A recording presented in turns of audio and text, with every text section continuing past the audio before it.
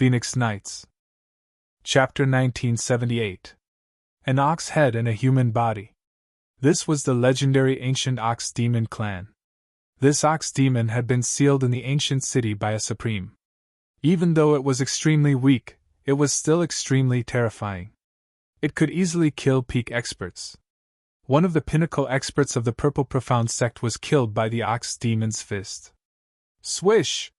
With a flash of golden light, the golden whip in the golden goddess' hand flew out. It was actually snatched away by the Ox Demon as if it didn't require any effort at all. The golden goddess was extremely shocked. She hurriedly retreated. Everyone couldn't help but be astonished. After all, the divine whip in the golden goddess's hand was a flawless saint artifact. It was extremely powerful. Previously, the golden goddess had used this divine whip to annihilate the demon lord, Yaowuxia. Yaowuxia was a demon lord and his cultivation base had already reached the sage-to-be realm. An artifact refined by a saint. The Ox Demon looked at the golden divine whip in his hand. His eyes immediately lit up. He was lacking a weapon, so this divine whip was perfect for him. However, the golden divine whip was imprinted by an ancestor of the Huang family. Outsiders couldn't use it. However, this Ox Demon was indeed extraordinary.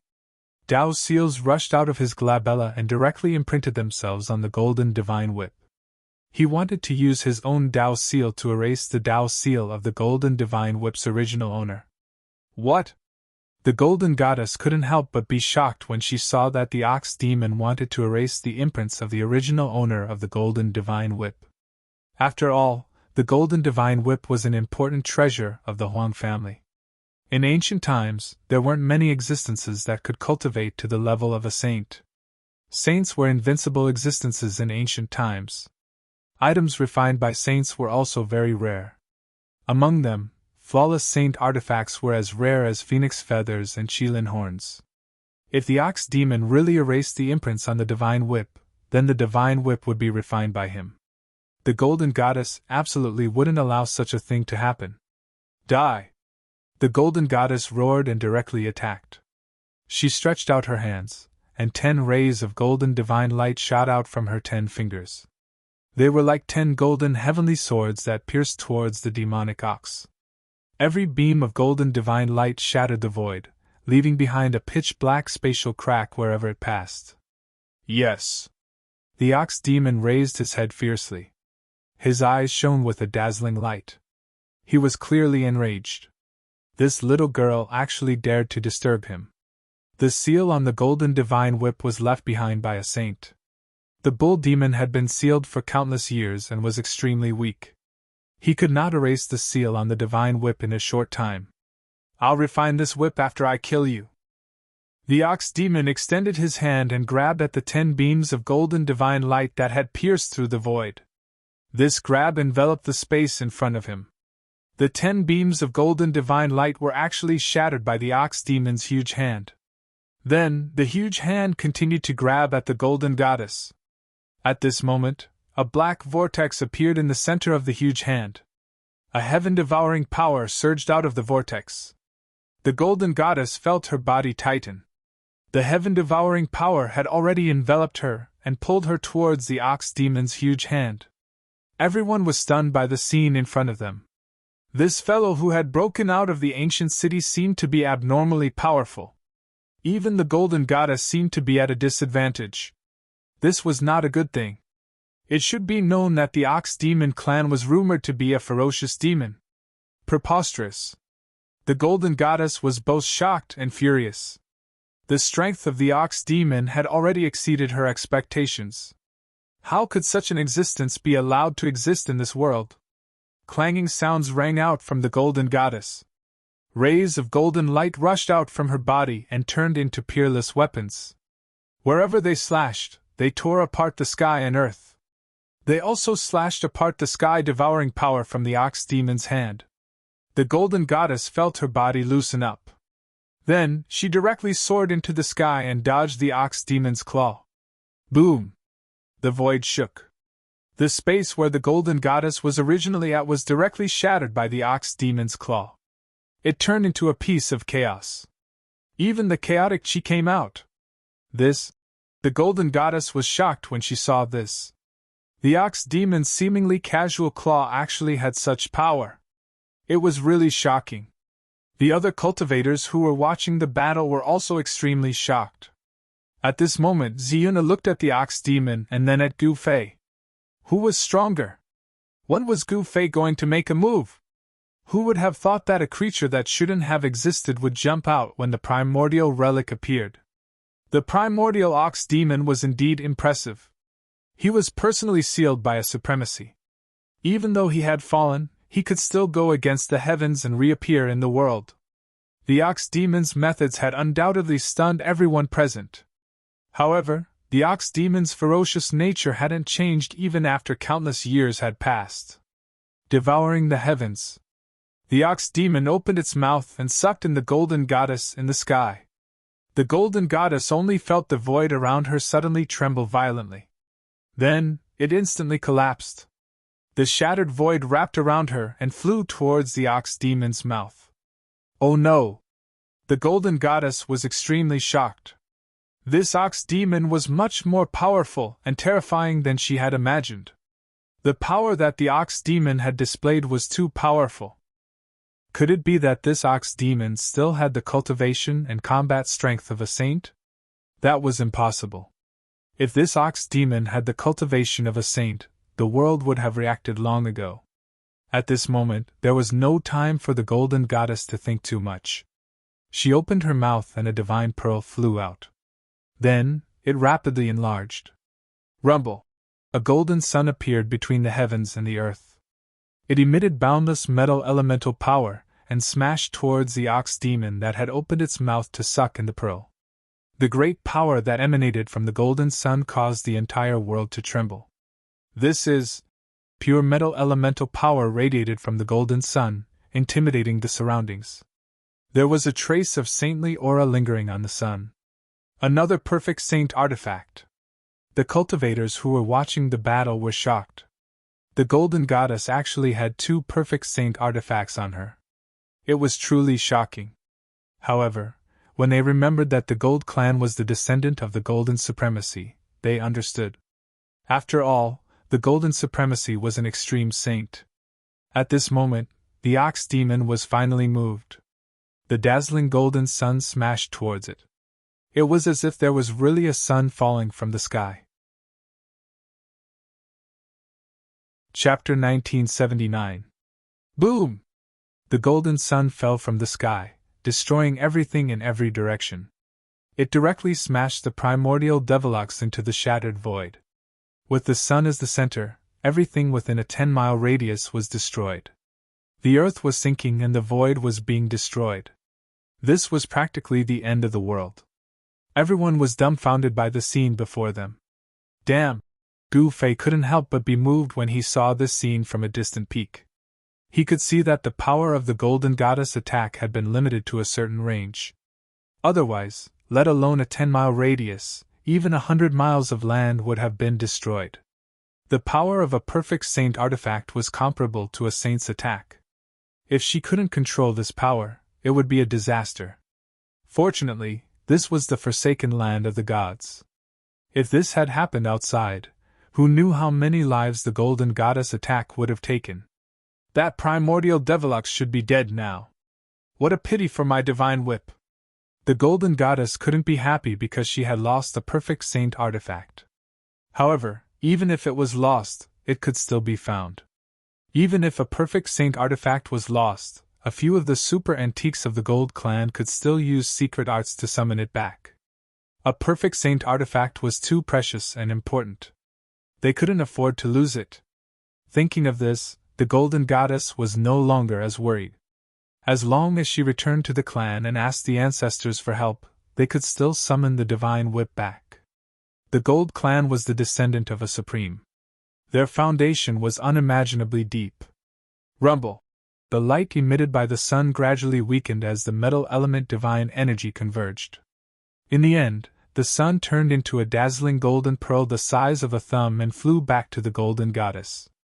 The Golden Goddess swallowed the pearl in one gulp. She's using her own essence to nourish the saint artifact. When Gu Fei saw this, he immediately thought of this situation. The golden goddess wanted to use her own essence to nourish the orb day and night, using this kind of painstaking effort to refine the orb. It had to be said that although this method was a bit stupid, there didn't seem to be any better way to refine this saint artifact. The shattered void was rapidly repairing itself. The power of heaven and earth was very mysterious. As long as the balance of heaven and earth was not broken, the power of heaven and earth would repair the shattered void. Of course, once the balance of the world was broken, the power of the world would become chaotic. Moreover, the broken void would not automatically repair itself. Once the balance of the world was broken, it meant that the world was about to collapse. The shattered void was constantly reforming, but the primordial ox demon did not appear. Even the aura of the primordial ox demon had disappeared completely. Everyone heaved a sigh of relief when they saw that the shattered void was about to be completely repaired by the power of heaven and earth. That terrifying primordial ox demon might have really been killed by the golden goddess. However, just as the shattered void was about 100 feet away from being completely restored, a powerful and terrifying wave of energy surged out from the shattered void. What? When everyone sensed this fluctuation, they were all moved. How is this possible? How could he still be alive? All the cultivators were indescribably shocked. Boom! At that moment, there was a loud explosion and the void shook. A tall figure dashed out from the shattered void that had yet to be repaired. His murderous aura was shocking. This primordial ox demon is really strong. Gu Fei's eyes narrowed when he saw this. He realized that the primordial ox demon was not very strong, but his physical body was extremely strong. This was a genuine saint-level physical body. The golden goddess's attack had indeed sent the primordial ox demon into the chaos. However, no one had expected that the primordial ox demon would still be able to rush out from the chaos. Only a saint of the human race can kill me. At this moment, the primordial ox demon was in a sorry state. One of the horns on his head had already been blown off, leaving only the other horn. Blood was seeping out from the corner of his mouth. You! The golden goddess was extremely shocked. She knew very well the power of her golden soul pearl. Even a peak quasi-saint would not be able to withstand an attack from this saint artifact. You have successfully angered me. The primordial ox demon's voice rang in the golden goddess's mind. Die! Without saying anything else, the primordial ox demon made his move. His huge hand covered the entire sky as it slammed down on the golden goddess. A terrifying destructive force descended from the huge hand. The great power that erupted from the hand caused pitch-black spatial cracks to appear in the void of the entire world. These spatial cracks were of different sizes. Some were as small as a strand of hair and were almost invisible to the naked eye, while some were as huge as a mountain. They extended far into the sky and were extremely terrifying. The spectators were extremely nervous. Buzz!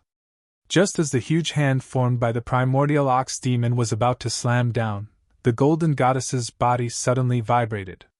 Then, rays of sword radiance shot out from the golden goddess's body. Then, a scene that left everyone dumbfounded appeared. The golden goddess had actually turned into a peerless divine sword and faced the huge hand that was slamming down. Turning yourself into a Tao sword. Gu Fei was astonished to see the golden goddess actually use such a great technique. The golden goddess transformed herself into a sword and soared into the sky. She instantly collided with the huge hand that was slapping down from the sky. The extremely sharp divine sword displayed great power and directly pierced through the huge hand that the primordial ox demon had conjured. Roar! The primordial ox demon roared furiously at the sky. A violent aura spread in all directions. Bang! The golden goddess opened her mouth and spat out the golden essence pearl again. This time, the pearl did not turn into a golden sun. Instead, it directly smashed into the primordial ox demon's back. The powerful impact caused even the primordial ox demon to stagger and lose his footing. Master, the primordial ox demon's physical body seems to be very strong. Gu Zhong, who was standing behind Gu Fei on a mountain peak in the distance, said. The primordial ox demon's physical body was really strong. It could directly withstand an attack from a flawless holy item. No matter how strong he is still no match for the golden goddess, Gu Fei said calmly. What? Gu Zhong could not help but be shocked. Could it be that the golden goddess still had a trick up her sleeve? If that was really the case, the golden goddess was not stupid. As expected, the primordial ox demon suffered continuously in the following battle. Even the golden divine whip in his hand was snatched back by the golden goddess. Chapter 1980. In the forsaken land of the gods, the golden goddess was fighting the ancient ox demon powerhouse. The golden goddess was getting more and more courageous as she fought. She even showed signs of suppressing the ancient ox demon. How can this be? Everyone watching the battle was baffled. When the ox demon's powerhouse broke out of the seal, he was extremely powerful and suppressed the golden goddess. But now, the ox demon clan's powerhouse seemed to be gradually weakening. This change surprised everyone. Bang! The ancient ox demon powerhouse was sent flying thousands of meters away by the golden goddess. He roared in anger. This was the first time he had been sent flying by an opponent, so he was both shocked and furious. What's going on? Why can't I absorb the world essence chi? The ox demon emperor roared in his heart. He realized that the concentration of world essence chi in this area was actually very low. It was so low that it was negligible. An ancient race like him was naturally close to world essence chi. He could use the power of world essence chi with just a wave of his hand, and his power would never dry up. But now, the ox demon monarch of the ox demon clan was shocked to find that he couldn't absorb any spiritual energy from the outside world. Such a thing was absolutely unimaginable for an ancient living being like him. It should be known that world essence chi was abundant in the ancient era. It was precisely because of the abundance of world essence chi that the races of that era were extremely powerful. Some races could even absorb world essence chi the moment they were born. They were comparable to immortal essences. However, in the current era, the concentration of world essence chi could no longer be compared to the ancient era, especially in the forsaken land of the gods. The forsaken land of the gods was a strange place to begin with. There wasn't a trace of world essence chi here, so the ox demons couldn't replenish their yuan chi at all. The ancient races relied on world essence chi far more than the cultivators of the current era. What exactly is this place? The ancient ox demon emperor had already realized the strangeness of this place. There was almost no world essence chi, so his combat strength was greatly reduced. What was worse was that his yuan chi was constantly being consumed, but he couldn't replenish it at all. As a result, he gradually became weaker. On the other hand, the golden goddess naturally had many spirit herbs that could recover her essence energy. Although her essence energy was also being consumed, it would immediately recover after taking the spirit herbs. In this place, this Tauren will definitely lose. Gu Fei stood on the peak of the mountain. He already knew the result when he saw this scene. Although this ancient minotaur was powerful, this era was no longer the ancient era. At this point, some of the super old-timers realized what was going on. Shwa! The golden whip flickered and coiled around the minotaur like a snake. Then, the golden goddess appeared above the minotaur and spat out the golden spirit bead from her mouth towards the top of the minotaur's head. Boom! A golden pearl flew out of the golden goddess' mouth and instantly enlarged. It emitted a terrifying wave of metal elemental energy and descended towards the top of the minotaur's head like a sun. Roar! The minotaur struggled violently. He wanted to dodge, but his hands were already entangled by the divine whip. He could only watch as the ball of golden light smashed towards his head. The golden spirit bead was as heavy as a primordial divine mountain. It was a magic treasure refined from the essence of heaven and earth. The power of the golden spirit bead was unbelievably strong. Even the minotaur was shaken by the golden spirit bead's attack. The golden divine whip was a sacred item. Even though the minotaur was a powerhouse of the ancient era, he had been sealed for countless years and his yuan chi had been greatly damaged. It was difficult for him to break the divine whip. His muscles were trembling, and his veins were popping up on his skin. The golden spirit bead had already pierced deep into his muscles and bound him tightly. If he had been at his peak, even a great perfection sacred weapon refined by a great perfection saint wouldn't have been able to do anything to him, let alone a divine whip refined by a saint. The Minotaur was extremely dissatisfied. He couldn't even deal with a little fellow who hadn't even become a saint yet. Boom! It was as if a golden sun had fallen from the sky. The ball of dazzling divine light that emitted the shocking power of metal slammed heavily on the top of the primordial demon emperor's head. This extremely ferocious smash directly knocked the Minotaur unconscious. His only remaining horn was also broken, and a bloody wound appeared on the top of his head. Bang! The Minotaur was like a meteorite that fell from the sky and smashed deep into the ground. The ground shook violently. Even the cultivators who were hundreds of miles away could feel the tremors under their feet. Even this can't kill this fellow. The golden goddess was really shocked. The physical body of this ancient race was really too strong. Even a sacred item could not compare to it. One must know that the golden spirit bead was refined from the essence of heaven and earth. The essence of heaven and earth was formed when the primordial world was formed. Yin and Yang evolved into the 5 elements. Although the golden spirit bead was only the size of a thumb, it was heavier than a mountain. It contained an endless amount of 5 elements golden essence chi. This was an immortal material. The golden spirit bead's grade was very high.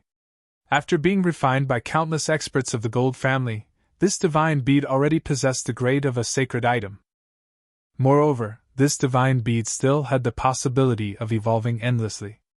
In other words, as long as the golden goddess's cultivation was high enough, it wasn't impossible for her to refine this divine bead into an extreme sacred item. The golden goddess descended from the sky. What? Suddenly, her expression changed drastically. The aura of the Minotaur that she had smashed into the ground with the golden spirit bead had completely disappeared. This made her extremely shocked. For an existence like the Minotaur, even if he was killed, his corpse would still emit a powerful aura. It wouldn't disappear. This situation could only mean that the Minotaur had escaped through the ground. This is bad. The golden goddess's heart trembled. She knew that this ancient race was extremely powerful. Once it recovered, it would be a disaster for anyone. Even the gold family wouldn't be willing to provoke such an existence. At this moment, in a hilly area 1,000 miles away from the forsaken land of the gods, a tall figure broke through the ground.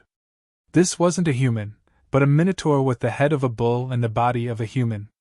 Wait until I recover. I'll teach you a lesson. The Minotaur's anger reached the 9 heavens. He was in an extremely sorry state. 2 of his horns were broken, his head was covered in blood, and the top of his head had caved in. Chapter 1981. The primordial ox demon clan had once ruled a region in the primordial era. They were extremely powerful and were one of the largest clans in the primordial era. This Minotaur was definitely not simple for a supremacy to personally seal him. A supreme existence that had fallen long ago had come back to life. This was a different kind of rebirth. Moreover, this Minotaur seemed to have a secret technique that could restore his memories from his previous life. When the Minotaur was fighting the Golden Goddess, he used the Ox Demon clan's secret technique to escape thousands of miles away. He needed to recuperate and recover his vitality before he could settle the score with these people. Swoosh! The Minotaur burrowed into the ground again. He needed to leave this place as soon as possible. When he was fighting the Golden Goddess just now, he sensed a few auras that were no weaker than the Golden Goddess. He was no match for these people now. The Minotaur was indeed a big shot from the primordial era. He retreated decisively so that he could make a comeback in the future and kill everyone who dared to attack him. A day later, a tall figure sat cross-legged in a valley in the mountains outside the forsaken land of the gods. There were specks of spiritual light in the valley. They were the visible spirit chi of heaven and earth. The spirit chi from all directions was gathering in the valley and entering the figure inside. It was a Minotaur wearing broken armor and covered in blood. The Minotaur was breathing in and out the spirit chi of heaven and earth. After he left the forsaken land of the gods, he found a place to recover his vitality. An obscure yet powerful aura lingered in the valley. It wasn't just the spirit chi of heaven and earth. Even the flowers and trees in the valley were overflowing with life essence and gathering towards the Minotaur. The Minotaur's wounds were healing rapidly. The primordial era's affinity with the spirit chi of heaven and earth was unmatched by any other race in the current world. They could directly convert the spirit chi of heaven and earth into their own vitality. This was what the Minotaur relied on. If they were outside the forsaken land of the gods, the golden goddess might not be his match. Just as the Minotaur was breathing in and out the spirit chi of heaven and earth, two figures appeared silently outside the valley. They were two young cultivators. "Master, the Minotaur is inside." One of the young cultivators glanced into the valley and said, "You stinking brat, how dare you doubt my tracking technique?" A cultivator who appeared even younger than the one who spoke up earlier spoke up. These two young cultivators who appeared outside the valley were none other than Gu Fei and his disciple. Gu Fei's tracking technique was quite good. He actually managed to chase them all the way here. "Master, should I go in and take a look?" Gu Zhong rubbed his head and said in an embarrassed tone. The spiritual energy in the valley seemed to be converging, but the spiritual energy fluctuations weren't very strong. "You're courting death if you go in," Gu Fei said to Gu Zhong with a grave expression. In just one day, the ox head in the valley had become so powerful that even he was moved. The more obscure a true expert's aura was, the more powerful they were. Although the ox-headed man was no longer who he was in the past in a sense, this did not hinder him from using the various techniques of the ox-demon race. There's actually such an existence in this world. Gu Zhong was well aware of his own strength. With his cultivation of the fourth heavenly layer, it would be difficult for him to fight against a half-sage, let alone the demonic ox-emperor, in the valley. "Wait for me outside." After Gu Fei instructed Gu Zhong, he directly walked into the valley. That ox-head man really knows how to find a place. Flowers bloomed in the valley, and towering trees stood on the ground. Their huge canopies covered a large area. Who knew how many years these vines had been growing for? Each one of them was very long, and some were even thousands of meters long. They were lying between two trees. Surprisingly, after walking into the valley, Gu Fei couldn't hear any sounds of animals. The valley was terrifyingly silent. Only the rustling of the leaves could be heard when the mountain breeze blew. After passing through the forest, Gu Fei realized that the view in front of him had suddenly widened. And, just as Gu Fei walked out of the forest, the ox-head man sitting on a huge rock suddenly sensed something and opened his eyes. Two rays of light shot out from the ox-head man's eyes, filled with killing intent. Swoosh! Just as the ox-head man stood up from the rock, the space in front of the rock suddenly shook. Then, a figure appeared there. Seeing this, the ox-head man couldn't help but be shocked. The other party seemed to be very strong, and there seemed to be a special aura around the other party. "Who are you?" The ox-head man stood on the rock and looked coldly at Gu Fei below. At this moment, the heaven and earth spiritual chi in the valley was still gathering towards him. The ox-head man's body automatically absorbed the surrounding heaven and earth spiritual chi without stopping. "The person who will kill you!" As soon as Gu Fei said this, a shocking killing intent erupted from his body. The powerful force caused the space around him to shake. "Humph, boasting shamelessly!" the ox-head man sneered. This was not the abandoned land of the gods. In this world, he could constantly absorb heaven and earth's spiritual chi to recover his exhausted yuan chi. To a certain extent, he was already standing in an invincible position. Bang! Gu Fei didn't say much. He directly used the heaven-covering palm. The palm covered the sky, and the entire world suddenly darkened. A single palm covered the sky, sealing the space where the ox-head man was at. A powerful force spread in all directions, and the heaven and earth spiritual chi in the valley became chaotic. "Preposterous! I'll let you see how powerful your grandpa ox is!" The ox-head man was really angry. He also stretched out his hand and slapped upwards. Boom! The two huge hands collided with each other in an instant, producing an earth-shattering sound. Under the collision of these two forces, the void instantly collapsed and turned into chaos. The energy storm that swept out in all directions uprooted all the trees in the entire valley, and then directly crushed them into dust. The valley that was originally filled with vitality instantly turned into a barren land. All the plants were instantly crushed, revealing the sand underneath. Eh? The ox-head man was very surprised. He didn't expect Lin Fan to be able to withstand his palm. The two huge palms dissipated, and no one could really suppress the other. Good fella. Gu Fei was secretly shocked. This ox-head man's physical body was really strong, so strong that it was abnormal. This guy actually dared to go head-on against him. Swish. Swish. Chapter 1982. Boom! The entire valley exploded. An extremely ferocious force wreaked havoc, destroying everything in its path. The two figures were like two ancient war gods fighting. Everywhere they passed by, everything was destroyed. The mighty shockwaves from the mountain engulfed a radius of 10,000 miles. This was the result of the two experts carefully controlling their strength. If they were to go all out without any reservations, the surrounding 10,000 miles would be shrouded by their auras. This was the terror of a great completion quasi-sage.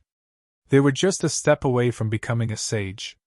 When they went all out, their auras could cover a radius of 10,000 miles and shake the world. Roar!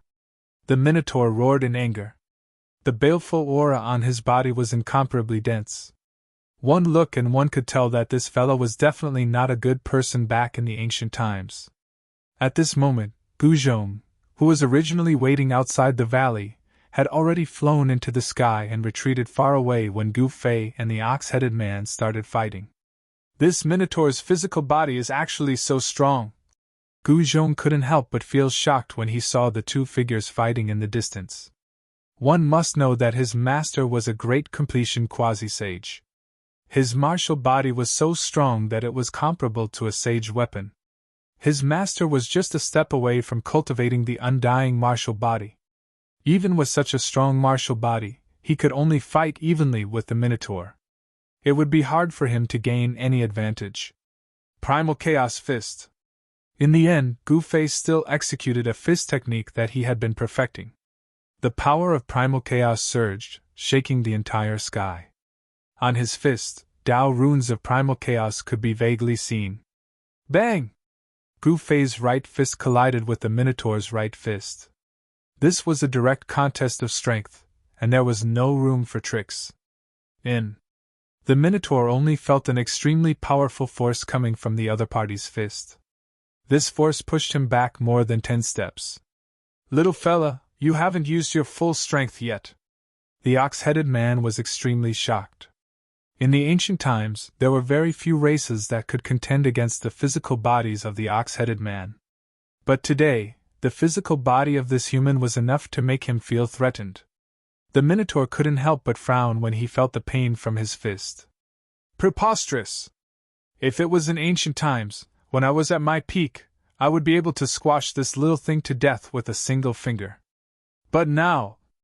The Tauren felt like a tiger being bullied by a dog. If I go all out, I'm afraid you'll be finished immediately. That won't be fun anymore. The corner of Gu Fei's mouth rose, revealing an incomparably cold smile. He knew that this Tauren was very strong, but he wasn't one to be trifled with. This place wasn't too far from the forsaken land of the gods, but it was very remote and uninhabited. Gu Fei was still fighting with the Minotaur, and even now, no one had come. In other words, there were no cultivators within a 10,000-mile radius. At the very least, there were no powerful cultivators. However, as time passed, someone would definitely notice the commotion here. The ox-headed man did not want to alarm other experts. After all, he had yet to recover his vitality. Shameless boasting. The ox-headed man was both shocked and angry. He opened his mouth and inhaled, using the heaven-devouring divine art. A heaven-devouring power surged out of his mouth and swept towards Gu Fei. The terrifying devouring power sucked Gu Fei and the space around Gu Fei over. The ox-headed man wanted to swallow Gu Fei in one gulp. If you want to die, then I'll grant your wish. Gu Fei thought that this guy actually dared to swallow him into his stomach. If this wasn't courting death, then what was? He pretended to resist, but he was pulled over by the heaven-devouring power and swallowed into the ox-headed man's stomach. Seeing this scene, Gu Zhong couldn't help but be dumbfounded. His master had actually been swallowed into the ox-headed man's stomach. This was too inconceivable. Could it be that master did this on purpose? Gu Zhong muttered to himself. He wasn't stupid. He quickly guessed Gu Fei's intentions and couldn't help breaking out in a cold sweat for Gu Fei. This was too risky. Ha! The ox-headed man was pleasantly surprised. He raised his head and laughed. He didn't think that this little thing would be so easily swallowed into his stomach. As long as he swallowed someone, even a saint would be reduced to a puddle of blood. At this moment, Gu Fei, who had been swallowed by the ox-headed man, entered the ox-headed man's stomach. He was shocked to find that the ox-headed man's stomach was actually a ball of dark blue demonic light. He was trapped in this dark blue demonic light, and his essence was actually leaking out. Demonic runes were faintly discernible on the dark blue demonic light, interweaving with each other to form a powerful demonic energy. The demonic ox clan was a branch of the demonic demon clan. They possessed the bloodline of the demonic demon clan and had a powerful body. Coupled with the demonic energy, the demonic ox clan was a powerful clan in the ancient era. Gu Fei felt that the demonic light around him was shrinking. A demonic energy that could destroy everything in the world was surging towards him from all directions. Humph! Gu Fei snorted coldly. Then, with a thought, an illusory image of a huge cauldron immediately emerged from his body and enveloped him. The destructive energy that came from all directions was immediately blocked by the ancient cauldron image on Gu Fei's body. It couldn't get close to Gu Fei at all. Yes. At this moment, the ox-headed man outside was about to kill Gu Zhong. But at this moment, his expression suddenly changed. He seemed to have sensed a change that shocked him. It was a change that came from within his body. The ox-headed man directly sat down cross-legged with an expression of disbelief on his face. Explode your body. Inside the ox-headed man's body, Gu Fei also sat down cross-legged. Then, he activated the power of the mountain and river cauldron. The ancient cauldron outside his body immediately grew bigger. Roar! The ox-headed man roared angrily. He could feel the change that was happening in his body. He activated the power in his body to suppress the mountain and river cauldron that was growing bigger. An endless amount of power was directed towards the ancient cauldron. However, what made the ox-headed man's heart cold was that no matter how much he activated the power in his body, he couldn't suppress the ancient cauldron image. What's going on? My body is the body of a sage. How can it be threatened by the ancient cauldron image? The ox-headed man didn't believe it. However, when he tried many methods to suppress the ancient cauldron image to no avail, he had to believe it. Could it be the mountain and river cauldron? Chapter 1983. How is this possible? It's really the mountain and river cauldron. The ancient ox demon was scared out of his wits. If a mountain and river cauldron appeared in his body, it would definitely cause his body to explode, destroying both his body and soul. Unlike when he was sealed by a supreme being, the current ox demon was no longer the peerless evil demon that dared to challenge a supreme being. Buzz! The ancient cauldron shadow around Gu Fei trembled. The demonic light that enveloped him was the first to disperse. Then, the ox demon's abdomen began to swell. Ah! The Minotaur's eyes were bloodshot, and the bones in his body emitted cracking sounds. A powerful and unstoppable force caused his body to swell up. His sweat had already soaked through the broken armor on his body. Didn't the mountain and river cauldron disappear with that person? How could it appear in this little guy's body? The bull-headed man was unwilling to die like this. It was too humiliating. Although he had a saint-level physical body, in front of the mountain river cauldron, not to mention a saint-level physical body. Even a saint-level physical body would not dare to swallow the mountain river cauldron. Kacha! Kacha! Kacha! Kacha! The ox demon's body continued to swell. His bones were shattering. His muscles and tendons were being pulled. His entire body was like a rubber ball, expanding. Despicable little guy! The ox demon roared. He clenched his teeth. Then, a demonic light shot out from between his eyebrows. Within the demonic light, there was a small figure. It was the primordial spirit of the ox demon.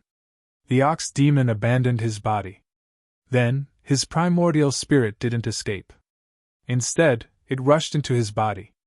A figure appeared where Gu Fei was. It's really the mountain and river cauldron.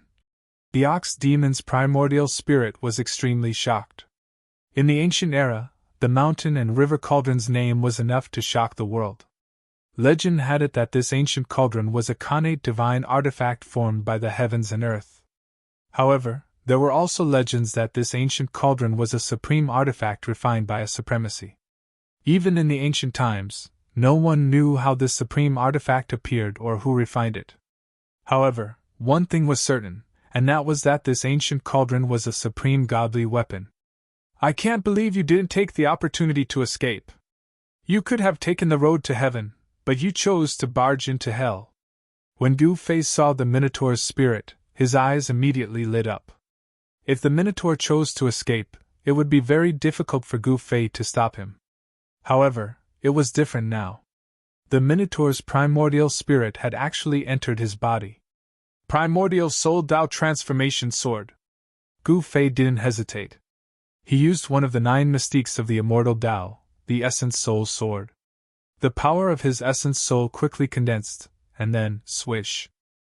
A beam of purple light shot out from between his eyebrows, instantly turning into a huge blade that pierced towards the ox demon's soul. This is...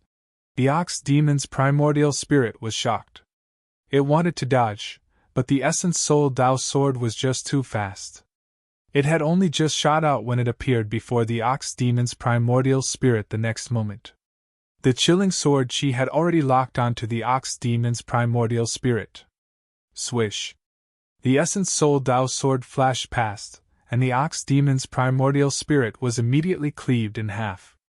However, to Gu Fei's shock, although the ox demon's primordial spirit was cleaved in half, it didn't dissipate into the void like other primordial spirits. How is this possible?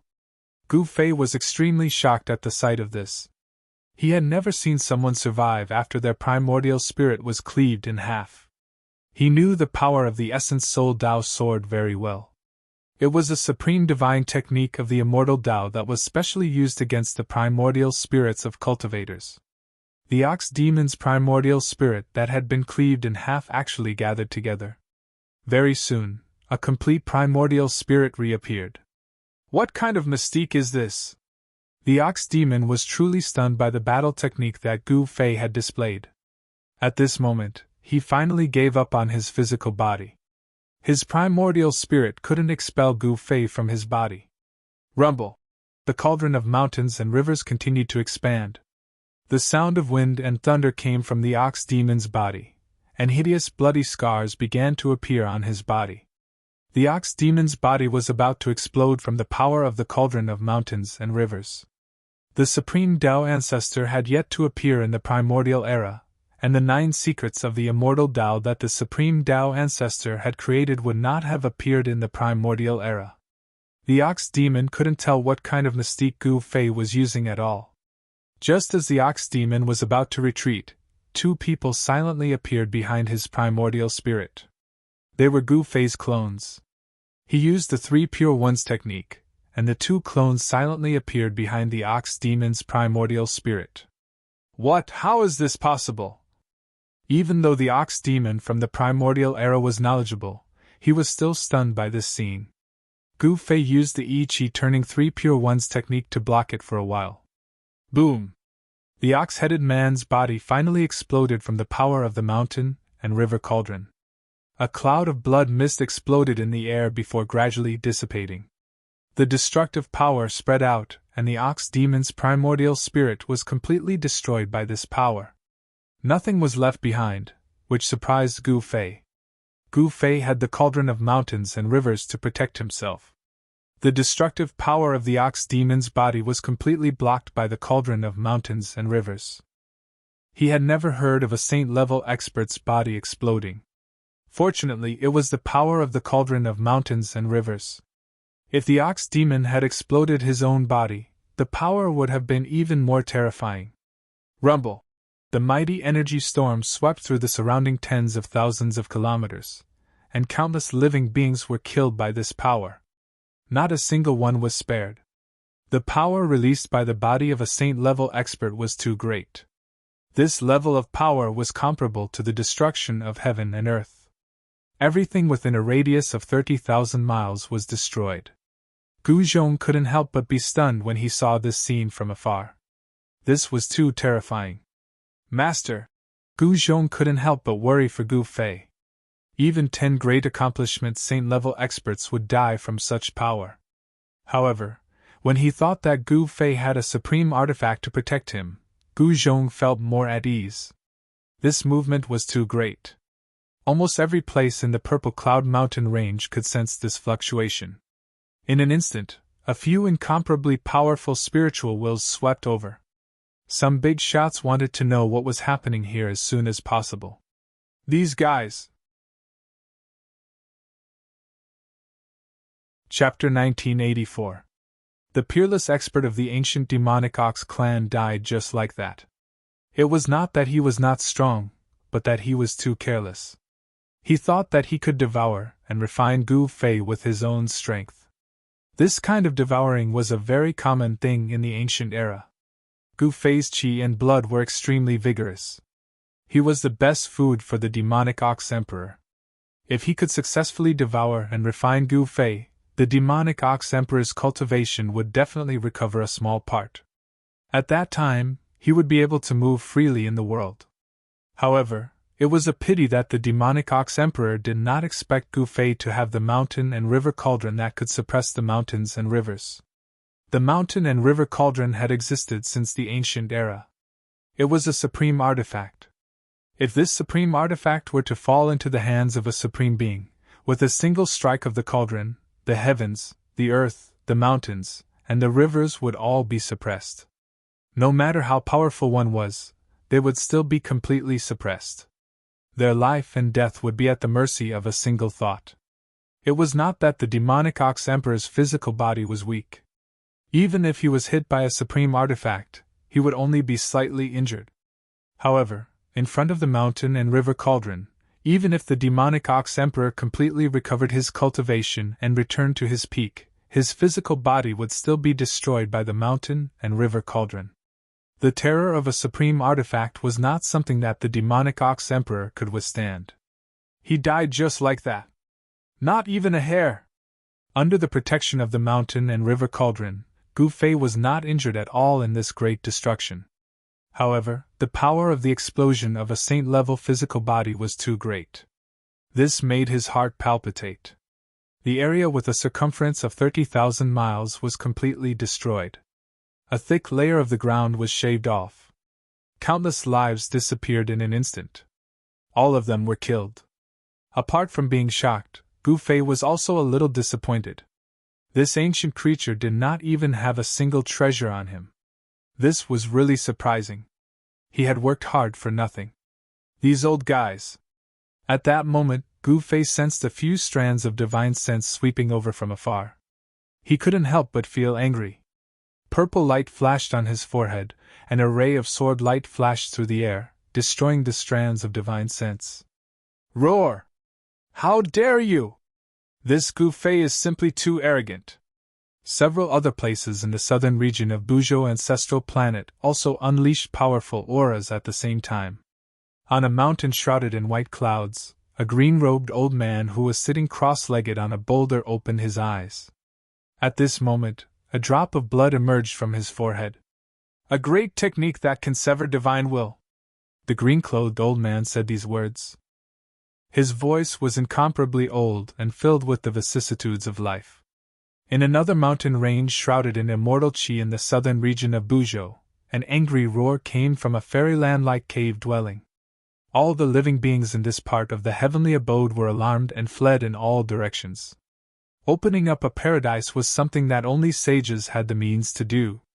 That was because it was easy to open up a paradise, but it was extremely difficult to maintain the stability of the paradise and make it exist forever.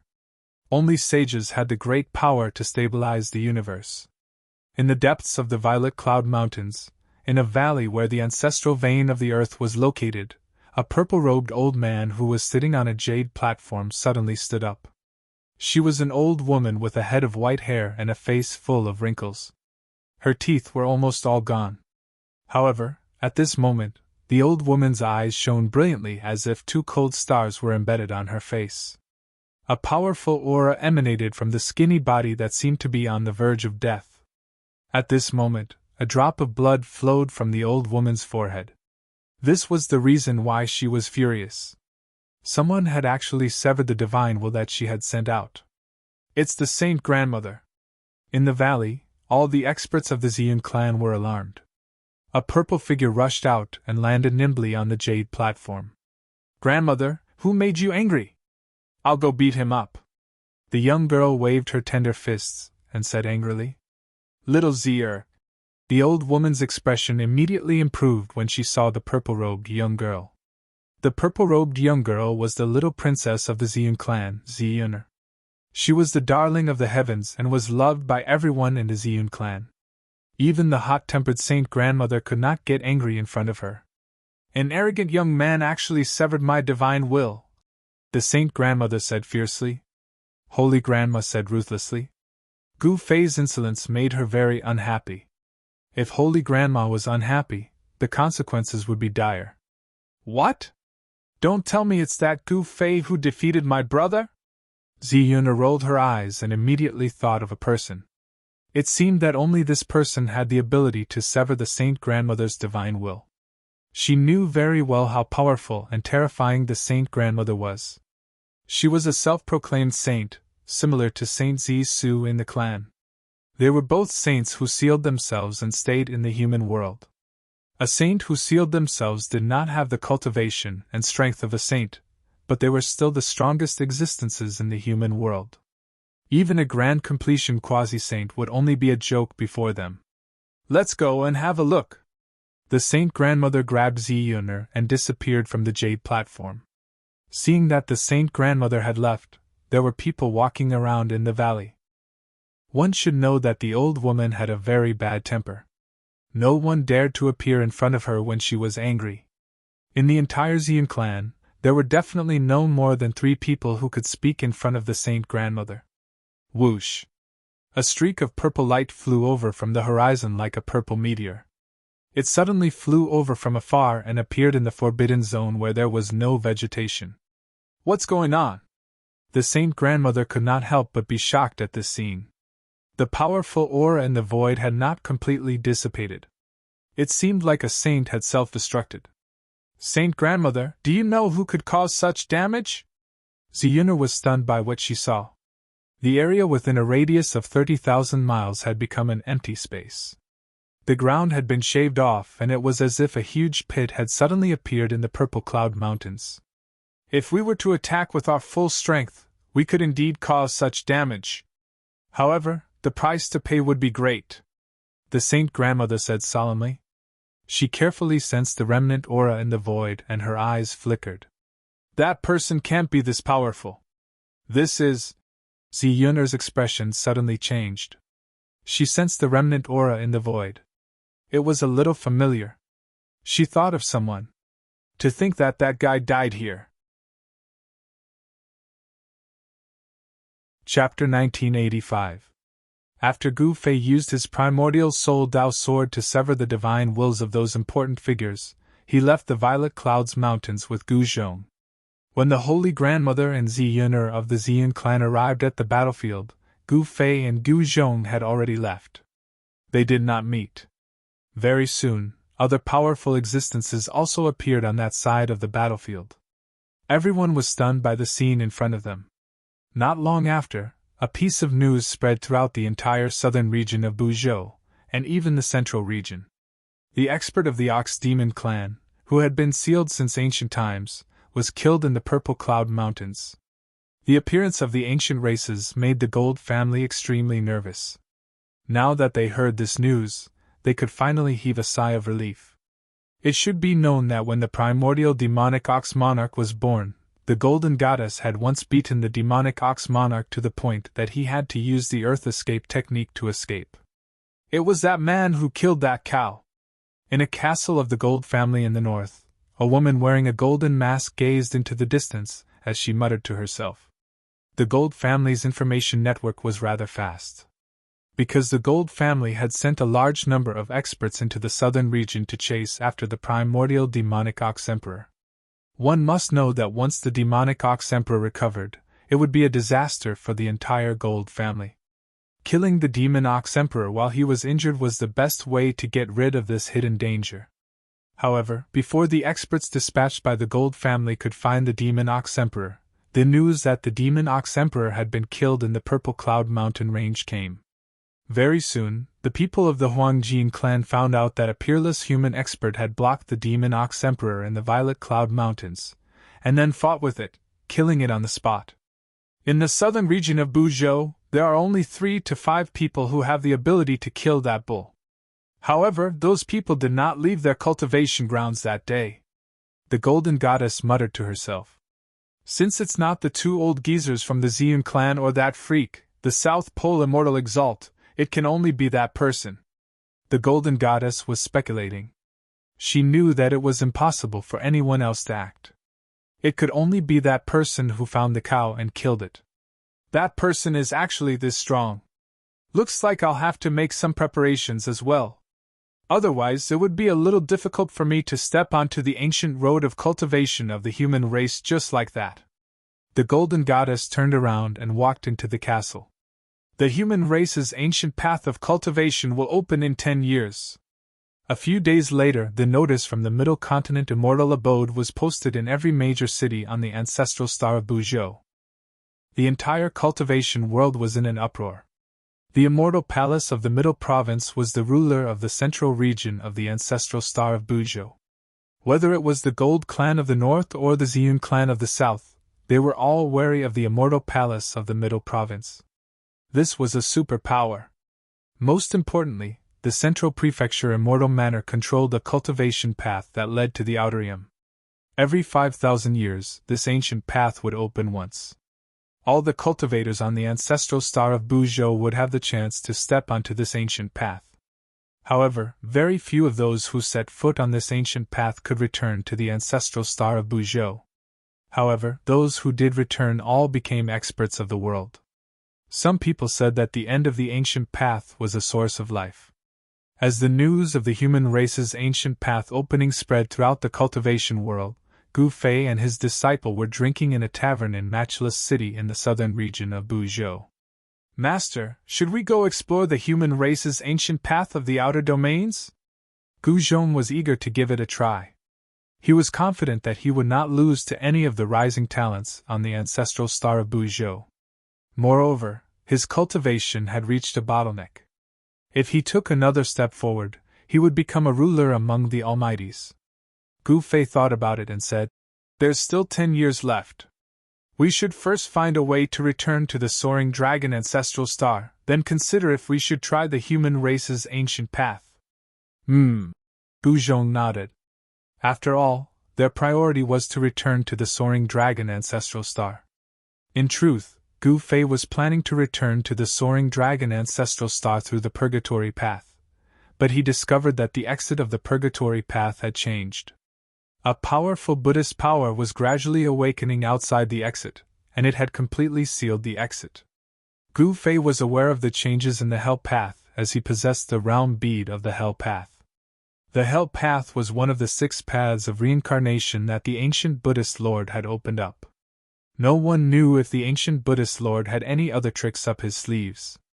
The fact that the exit of the Hell Path was completely sealed gave Gu Fei a bad feeling. If the ancient Buddhist Lord didn't die then, Gu Fei did not dare to think about it. Everything related to an honorable was an unsolvable mystery. Subsequently, Gu Fei and Gu Zhong left Matchless City and headed for the Middle Continent. The Middle Continent was the most prosperous place in the human cultivation world on the ancestral star of Buzhou. Although it was not as vast and mysterious as the southern region and northern region, there were many talents here. The immortal mansion of the Middle Continent was a superforce that had existed for countless years. Although it did not produce an honorable, it could still contend against the Huangjin clan and the Ziyun clan. There was an immortal venerate city at the place where the Middle Continent and the southern region of Buzhou were connected. The city was not simple. It was said to have been built by an ancient immortal venerate. Such ancient ruins were rare even on the ancestral star of Buzhou. One must know that an immortal venerate was a supreme existence at the quasi-honorable realm. They were only a step away from completing the Great Tao and becoming an extreme sovereign. The immortal venerate city was located at the border between the Middle Continent and the southern region. Such a location made the ancient city highly valued by various forces. The people here were very complicated. There were spies from various forces, and there were also various rogue cultivators who frequented this place. One could even see the demon clan here. Gu Fei and Gu Zhong continued their journey. 10 days later, they arrived outside the celestial reverent city. They stopped a dozen miles away from the city. There were 2 mountains in front of them. There was a road between the 2 mountains that led directly to the immortal venerate city. There was a formation behind the 2 mountains. If Gu Fei's group didn't want to force their way in, they could only walk on the ground. The people of the immortal venerate city were too careful. The protective formation even covered a radius of 10 miles outside the city. The people of the immortal mansion of the Middle Continent were really generous. Che, if you want to pass, leave behind the money you've spent on the road. When Gu Fei and Gu Zhong arrived in front of the 2 mountains, a dozen people jumped out from the forest on both sides. One of them was holding a large black saber, blocking Gu Fei's path. What? Robbing the road? Chapter 1986. Blocking the road and robbing us? No way! Gu Fei and his disciple were dumbfounded. The dozen people in front of them had the air of a bandit. It was obvious that they were the nearby bandits. Such people dared to rob a cultivator? They really didn't know the meaning of death. Yes. However, Gu Fei and his disciple soon realized that something was amiss. The dozen or so people in front of them were obviously not ordinary people, especially the burly man who seemed to be the leader and held a big black saber. His body actually emitted the energy of an immortal spirit. Master, these guys seem to be immortal bandits. Gu Zhong smiled. Immortals actually became bandits? This was something he had never seen or heard of before. They really are immortals. Did a donkey kick these guys in the head and cause them to have problems? Gu Fei also smiled. What are you 2 squabbling for? If you know what's good for you, put down your things and scram. The burly man brandished the big black saber in his hand twice as he spoke to Gu Fei and his disciple in a fiendish manner. A murderous aura surrounded his body. Master, this guy wants us to put down our things. What should we do? Gu Zhong glanced at the man in front of him and smiled evilly. He was really lucky today to meet such a bunch of idiots. Then we'll put down our things. What else can we do? Gu Fei shrugged his shoulders and said, Big guy, the treasure is coming. With that, Gu Fei took out the 9 heavenly stars sword and threw it at the man. When the burly man saw Gu Fei throw the black sword over, he subconsciously stretched out his left hand in an attempt to catch it. However, the moment his hand touched the black sword, he felt his hand sink.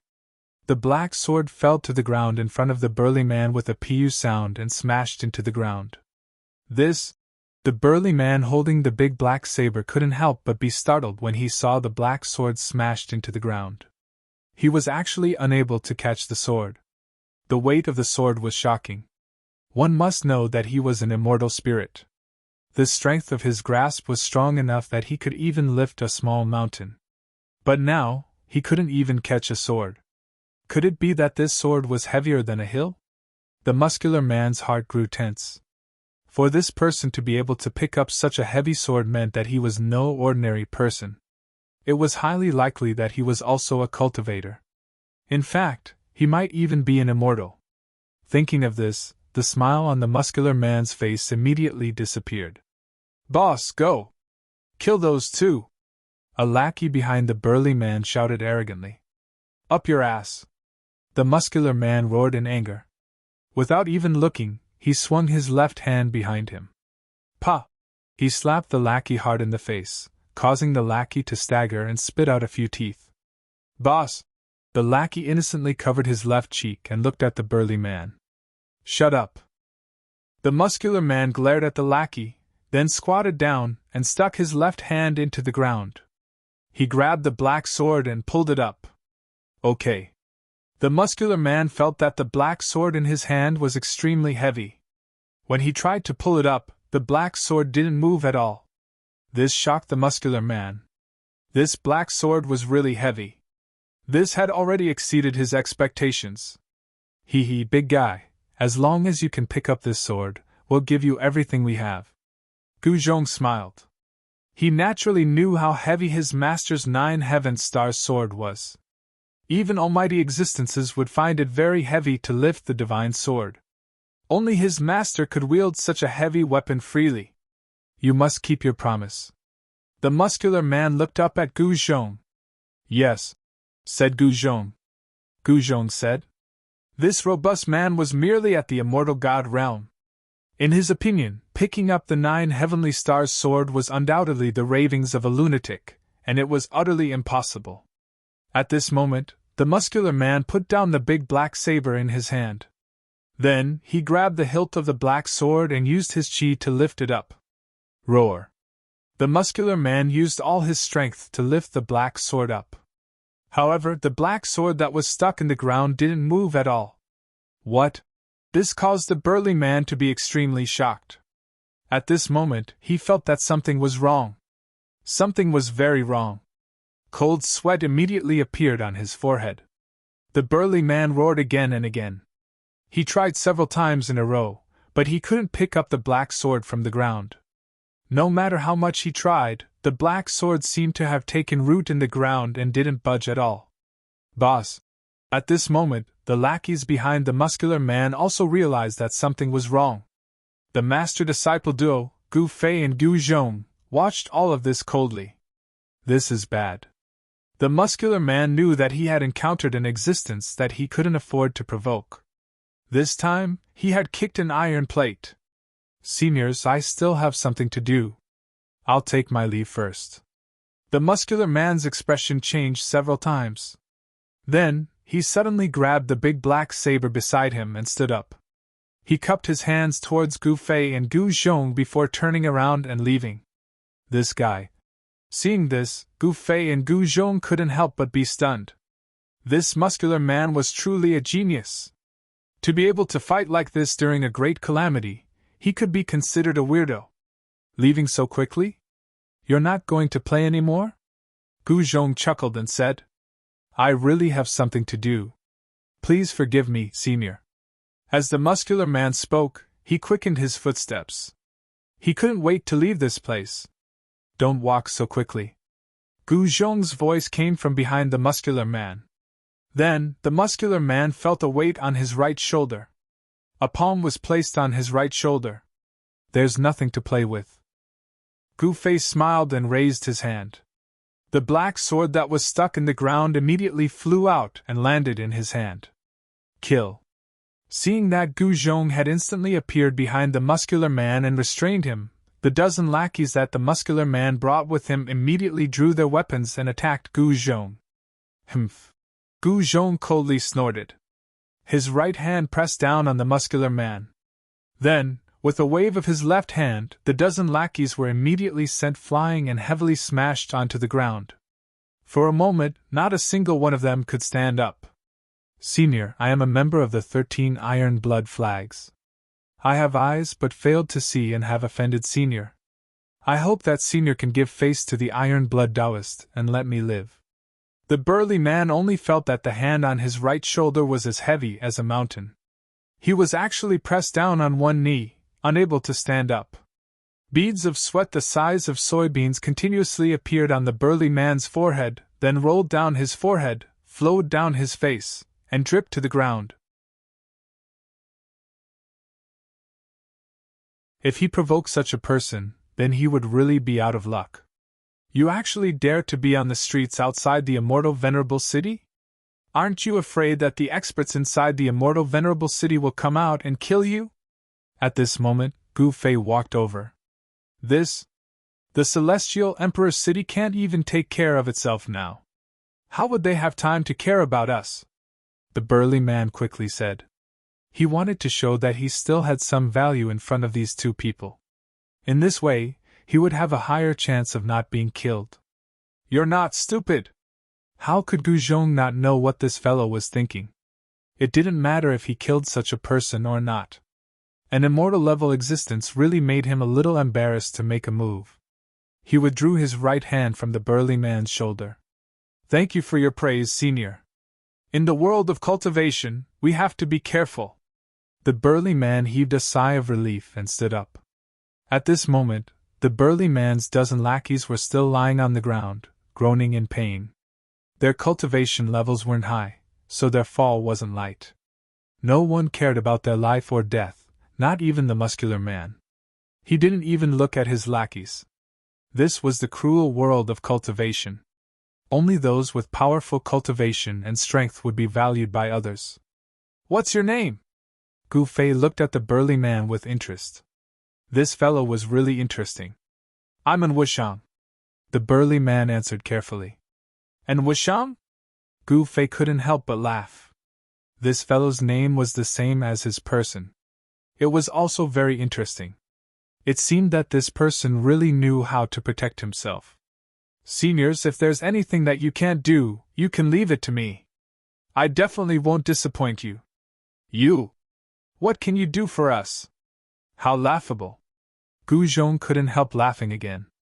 This fellow was just an insignificant immortal god. His abilities were very limited. In this grand world, even immortals would find it hard to protect themselves. However, An Wushang's words were very serious. Even if he was an ant, as long as he displayed his value, people would be interested. This was one of the experiences An Wushang had accumulated as an independent cultivator step by step to become an immortal god. These experiences were incomparably precious and had allowed him to live until now. Yes. Take us to the 13 iron blood flags. Gu Fei thought for a while before saying this. What? When An Wushang heard this, he was immediately taken aback. All sorts of thoughts quickly spun through his mind because of Gu Fei's words. He was thinking quickly, trying to guess what Gu Fei was going to do next. But he was disappointed. He wasn't Gu Fei, so how could he know what Gu Fei was thinking? Reading people's expressions was also a skill to survive in the cultivation world. And Wushang had already cultivated this skill to an extremely proficient level. But at this moment, he couldn't get any useful information from Gu Fei's expression. This was because Gu Fei's face was completely expressionless. No one could tell what he was feeling right now. Master, what are you? Even Gu Zhong didn't know why his master would do such a thing. The bandits of the 13 iron blood flags weren't easy to deal with, especially that iron blood Taoist. Rumor had it that he had successfully broken through the shackles of cultivation and became a sage-to-be. This was also the reason why the people of the Xian clan and the immortal revered city were wary of the Taoist. The Xian clan and the immortal revered city were indeed powerful, much more powerful than the 13 iron blood banners. However, if a demi-saint went berserk, it would still be terrifying. Exterminating the 13 iron blood flags required a huge price. Thus, both the Xian clan and the immortal palace of the Center Plains were unwilling to lose any manpower at this time. As long as the Taoists didn't go too far, the people of the Xian clan and the immortal palace of the Center Plains would endure it. This was the reason why the 13 iron blood flags could survive in the cracks between the Xian clan and the immortal palace of the Center Plains. As long as the 13 iron blood flags didn't cross the bottom line of these two supreme powers, they wouldn't touch them. Don't you think that the two of us are too weak? Chapter 1988. Gu Fei and Gu Zhong were both powerful individuals, but there were only two of them. No matter how powerful they were individually, there were many things that were difficult to accomplish. However, as an expert, there was no need for them to do everything personally. As long as they gave the order, there would naturally be countless people who would do things for them. This was the benefit of having one's own faction. And Wushang's words reminded Gu Fei that if he had his own faction on planet Buzhou Ancestral Star, it would definitely be much more convenient for him to do things. He didn't want to borrow the power of other superfactions, because there would be many conflicts of interest. Those superfactions were also not good people. Since he didn't want to borrow the power of other factions on planet Buzhou Ancestral Star to do things for him, there was only one way, and that was to establish his own faction. However, it was not an easy task to establish his own force in a short period of time. However, the existence of the 13 Iron Blood Banners saved Gu Fei a lot of time and effort. As long as he could control this force for his own use, it would be enough. At night, Gu Fei and Gu Zhong were led by An Wushang to a stronghold of the Iron Blood 13 Banners in the mountains 1,000 miles away from Immortal Venerate City. This stronghold was a new stronghold of the Iron Blood 13 Banners. Because the Iron Blood 13 Banners had recruited many wandering cultivators in recent years, their faction had expanded very quickly. Because of the arrival of the Great Era, many experts had appeared, and the wandering cultivators on planet Buzhou Ancestral Star were having an even harder time. In this Great Era, wandering cultivators were the most worthless. If they encountered those from large factions who had come out to train, they would very likely lose their lives. For a wandering cultivator like An Wushang, if he wanted to live, he would have to join a powerful faction. However, there weren't many factions that these wandering cultivators could truly join. Those large sects would not accept them, because there was a problem of loyalty. The disciples of large sects had all entered the sect from a young age, and then they would cultivate and grow in the sect. It was the sect that nurtured them. The loyalty of such disciples was definitely much higher than those wandering cultivators who had come to join a sect. Rogue cultivators who came to join a sect with their skills were definitely not loyal enough.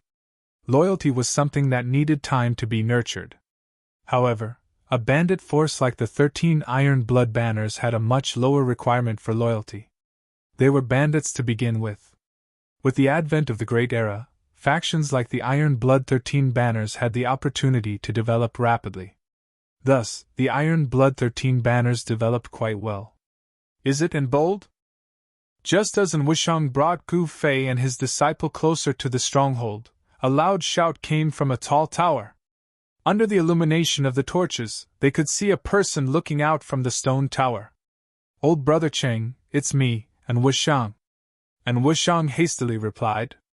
He knew that if he hesitated in the slightest, Qing Datu would mercilessly attack him from the top of the tower. Qing Datu was famous for not recognizing his own family. "And bold, what's going on? 13 people went out with you. Why did you bring back 3? Did you run into a vicious character?" Qing Datu let down the barrier in front of the stronghold as he spoke, letting An Wushang in. This stronghold was located in a mountain valley. The entire mountain valley had been turned into a stronghold by the Iron Blood 13 Banners. There were fluctuations of formation energy in the air above the stronghold. To enter the stronghold, one had to go through the stronghold's main gate. Today, the one guarding the gate was Qing Datu. Because his head was a bit larger than the average person's and he was also a bit shorter and smaller than the average person's, his head was very conspicuous. As a result, An Wushang and the others had given him a nickname, Datu. Although Qing Datu's head was large and his body was small, he was still an immortal. His strength was even slightly greater than An Wushang's. It was this slight difference that allowed Qing Datu's treatment within the stronghold to be much better than An Wushang's. That was because Qing Datu didn't need to go out and rob people. It had to be known that being a bandit was a very dangerous occupation. You might run into someone stronger than you at any time, and you might lose your life at any time. Audaciousn, you really are a lucky bastard. You actually managed to come back alive.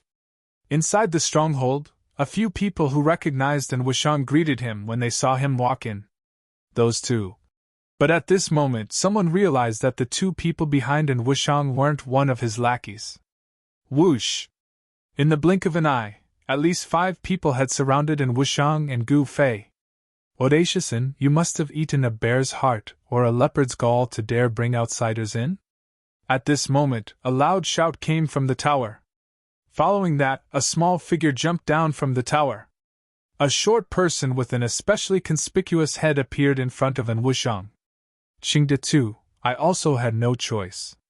These 2 seniors wanted to pay you a visit, and I couldn't refuse. What do you think? And Wushang stepped aside. Who are you? Qingde's heart couldn't help trembling. Someone had actually taken the initiative to attack them. This was a very rare thing. Ever since the stronghold had been built, such a thing had never happened. The others were incomparably nervous. It had to be known that only a fierce dragon would cross the river. Since they dared to come knocking, it was enough to prove that these 2 were very confident, so confident that they could easily exterminate everyone in the stronghold. Call out the people in charge of this place. Gu Zhong took a step forward and expressionlessly swept his gaze over these people. These people were all immortals, but they had fallen to become bandits. Were immortals really that worthless now? Had they all become bandits? These people were all newly joined vagrant cultivators of the 13 iron blood banners. They were very smart. Although they were cautious, they didn't take the initiative to attack. Just you wait! Qingde was just about to go report. Which expert has graced us with his presence? Forgive me for not going out to meet you. Just at this moment, a voice rang out from the depths of the stronghold. A person walked out. This person only stopped when he was 10 meters away from Gu Fei's group. He then began to carefully examine Gu Fei and his disciple. Chapter 1989. I am the person in charge of this place. May I know why you 2 fellow Taoists have come? If my people have offended you 2, I apologize on their behalf. The middle-aged man said politely. He was secretly shocked that he couldn't see through the depths of these 2 people. Could it be that these 2 people were actually almighty? This time, he had really kicked an iron plate. This middle-aged man was the manager of this place, and his name was Bai Xiong. He wasn't some kind-hearted person. He had once annihilated 9 small sects in a single night. These 9 small sects refused to submit to the 13 iron blood flags, so he single-handedly annihilated them, leaving not a single chicken or dog alive. Such a vicious person was someone that even Qingde and Wushang and the others would have to be careful in front of him, afraid of making a mistake. When he saw Gu Fei and Gu Zhong, if Gu Fei and Gu Zhong's cultivation and strength were below Bai Xiong's, why would Bai Xiong waste his breath on them? He would have directly killed them.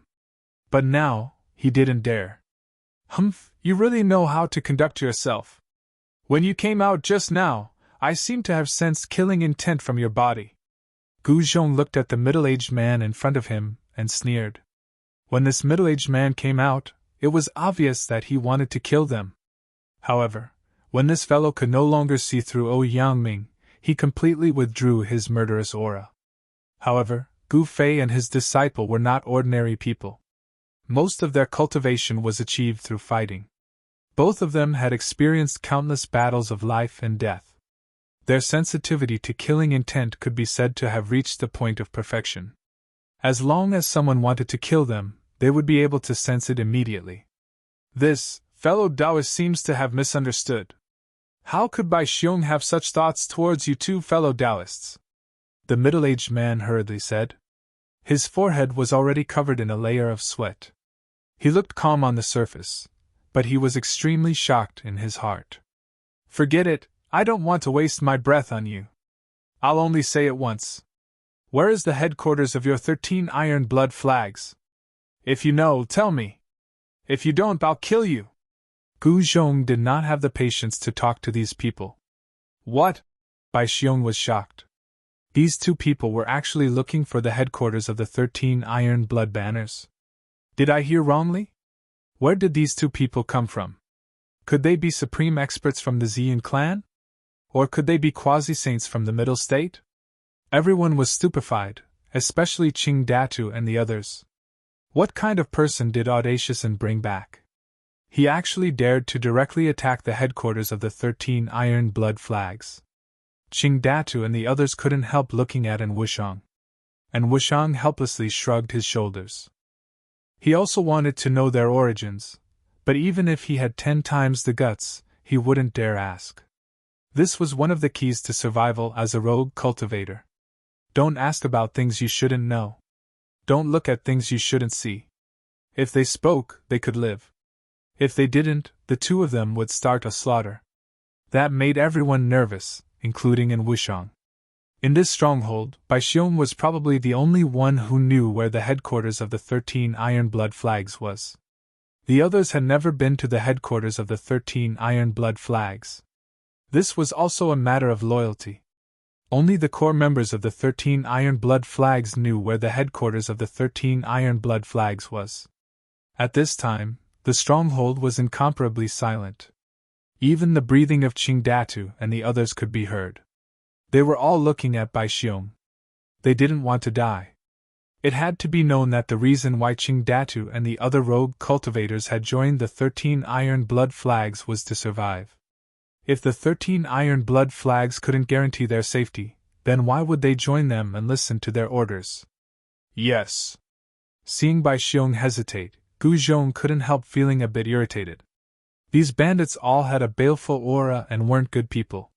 Killing them would be as easy as lifting a finger. He didn't mind sending them on their way. Baixiong's expression immediately changed when he sensed Gu Zhong's murderous aura. He did not want to die, but if he revealed the location of the 13 Iron Blood Flags headquarters to the two of them, the 13 great bandits would definitely not let him off. He would definitely die without a burial. However, if he did not reveal the location, he would die right now. Fellow Taoists, I'll speak. Baixiong's voice trembled. If he didn't speak, then he would die immediately. Baixiong's loyalty to the 13 Iron Blood Flags wasn't as important as his own life. Very good. Gu Zhong smiled. Dealing with these loose cultivators was really simple and direct, unlike the disciples of the great sections. It was truly difficult to get any information from the disciples of the great powers. The majority of rogue cultivators viewed their own lives as more important than anything else. That was because survival was their number one priority. Gu Fei and his master quickly left the stronghold of the 13 Iron Blood Flags. They brought Baixiong with them, but they didn't bring in Wushang. The loyalty of rogue cultivators was a problem. These rogue cultivators could betray them at any time. As long as they left Wushang in the stronghold, Qing Datu and the others wouldn't dare do anything to him. In their eyes, Wushang had gotten lucky this time to catch the attention of those two seniors. Without any suspense, after Baixiong left, Wushang became the boss of the 13 Iron Blood Flags stronghold. His cultivation level was not the highest in the stronghold, but his brain was the best among all the itinerant cultivators in the stronghold.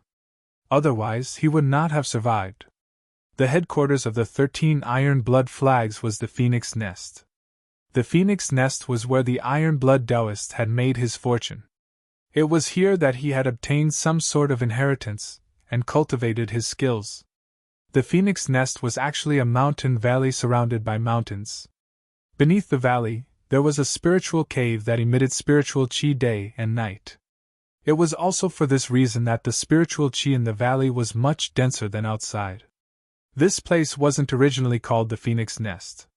It was only called the Phoenix Nest after the Iron Blood Taoist had risen to power. That was because the Iron Blood Taoist had obtained the immortal bird mysterious art here. That was a mysterious art created by the ancient undying Taoist. When this mysterious art was cultivated to the greater mastery level, one could transform into an immortal bird. The location of the Phoenix Nest was very hidden. The Iron Blood Taoist had laid down a grand formation to hide it. The Violet Cloud Clan and the Central Plains Immortal Palace had both tried to find the headquarters of the 13 Iron Blood Flags, but they hadn't found it in the end. Chapter 1990. Those guys from the 13 Iron Blood Banners really know how to pick a place. Early in the morning, Baixiong brought Gu Fei and the others to a mountain near the 13 Iron Blood Banners base camp, the Phoenix Nest. Gu Fei discovered that there was actually a dragon vein under this mountain. This area was located at the border between the Central Province and the Southern Province. It was a lawless area, and spirit veins rarely appeared in such a place. One must know that any place with a spiritual vein would be occupied by a major faction. Of course, the 13 Iron Blood Flags could be considered a major faction at the border between the Central Region and the Southern Region. Master, is there anything special about this place? Gu Zhong was not like Gu Fei. Gu Zhong only had a smattering of knowledge about formations. He had spent all his energy on martial cultivation, so he didn't know how to search for dragons and look at chi to strike acupoints. The dragon seeking here was not to search for a true dragon divine beast, but to search for the earth's dragon vein. As for chi gazing, it was because wherever there was a dragon vein, the heaven and earth's spiritual energy above the dragon vein would be different.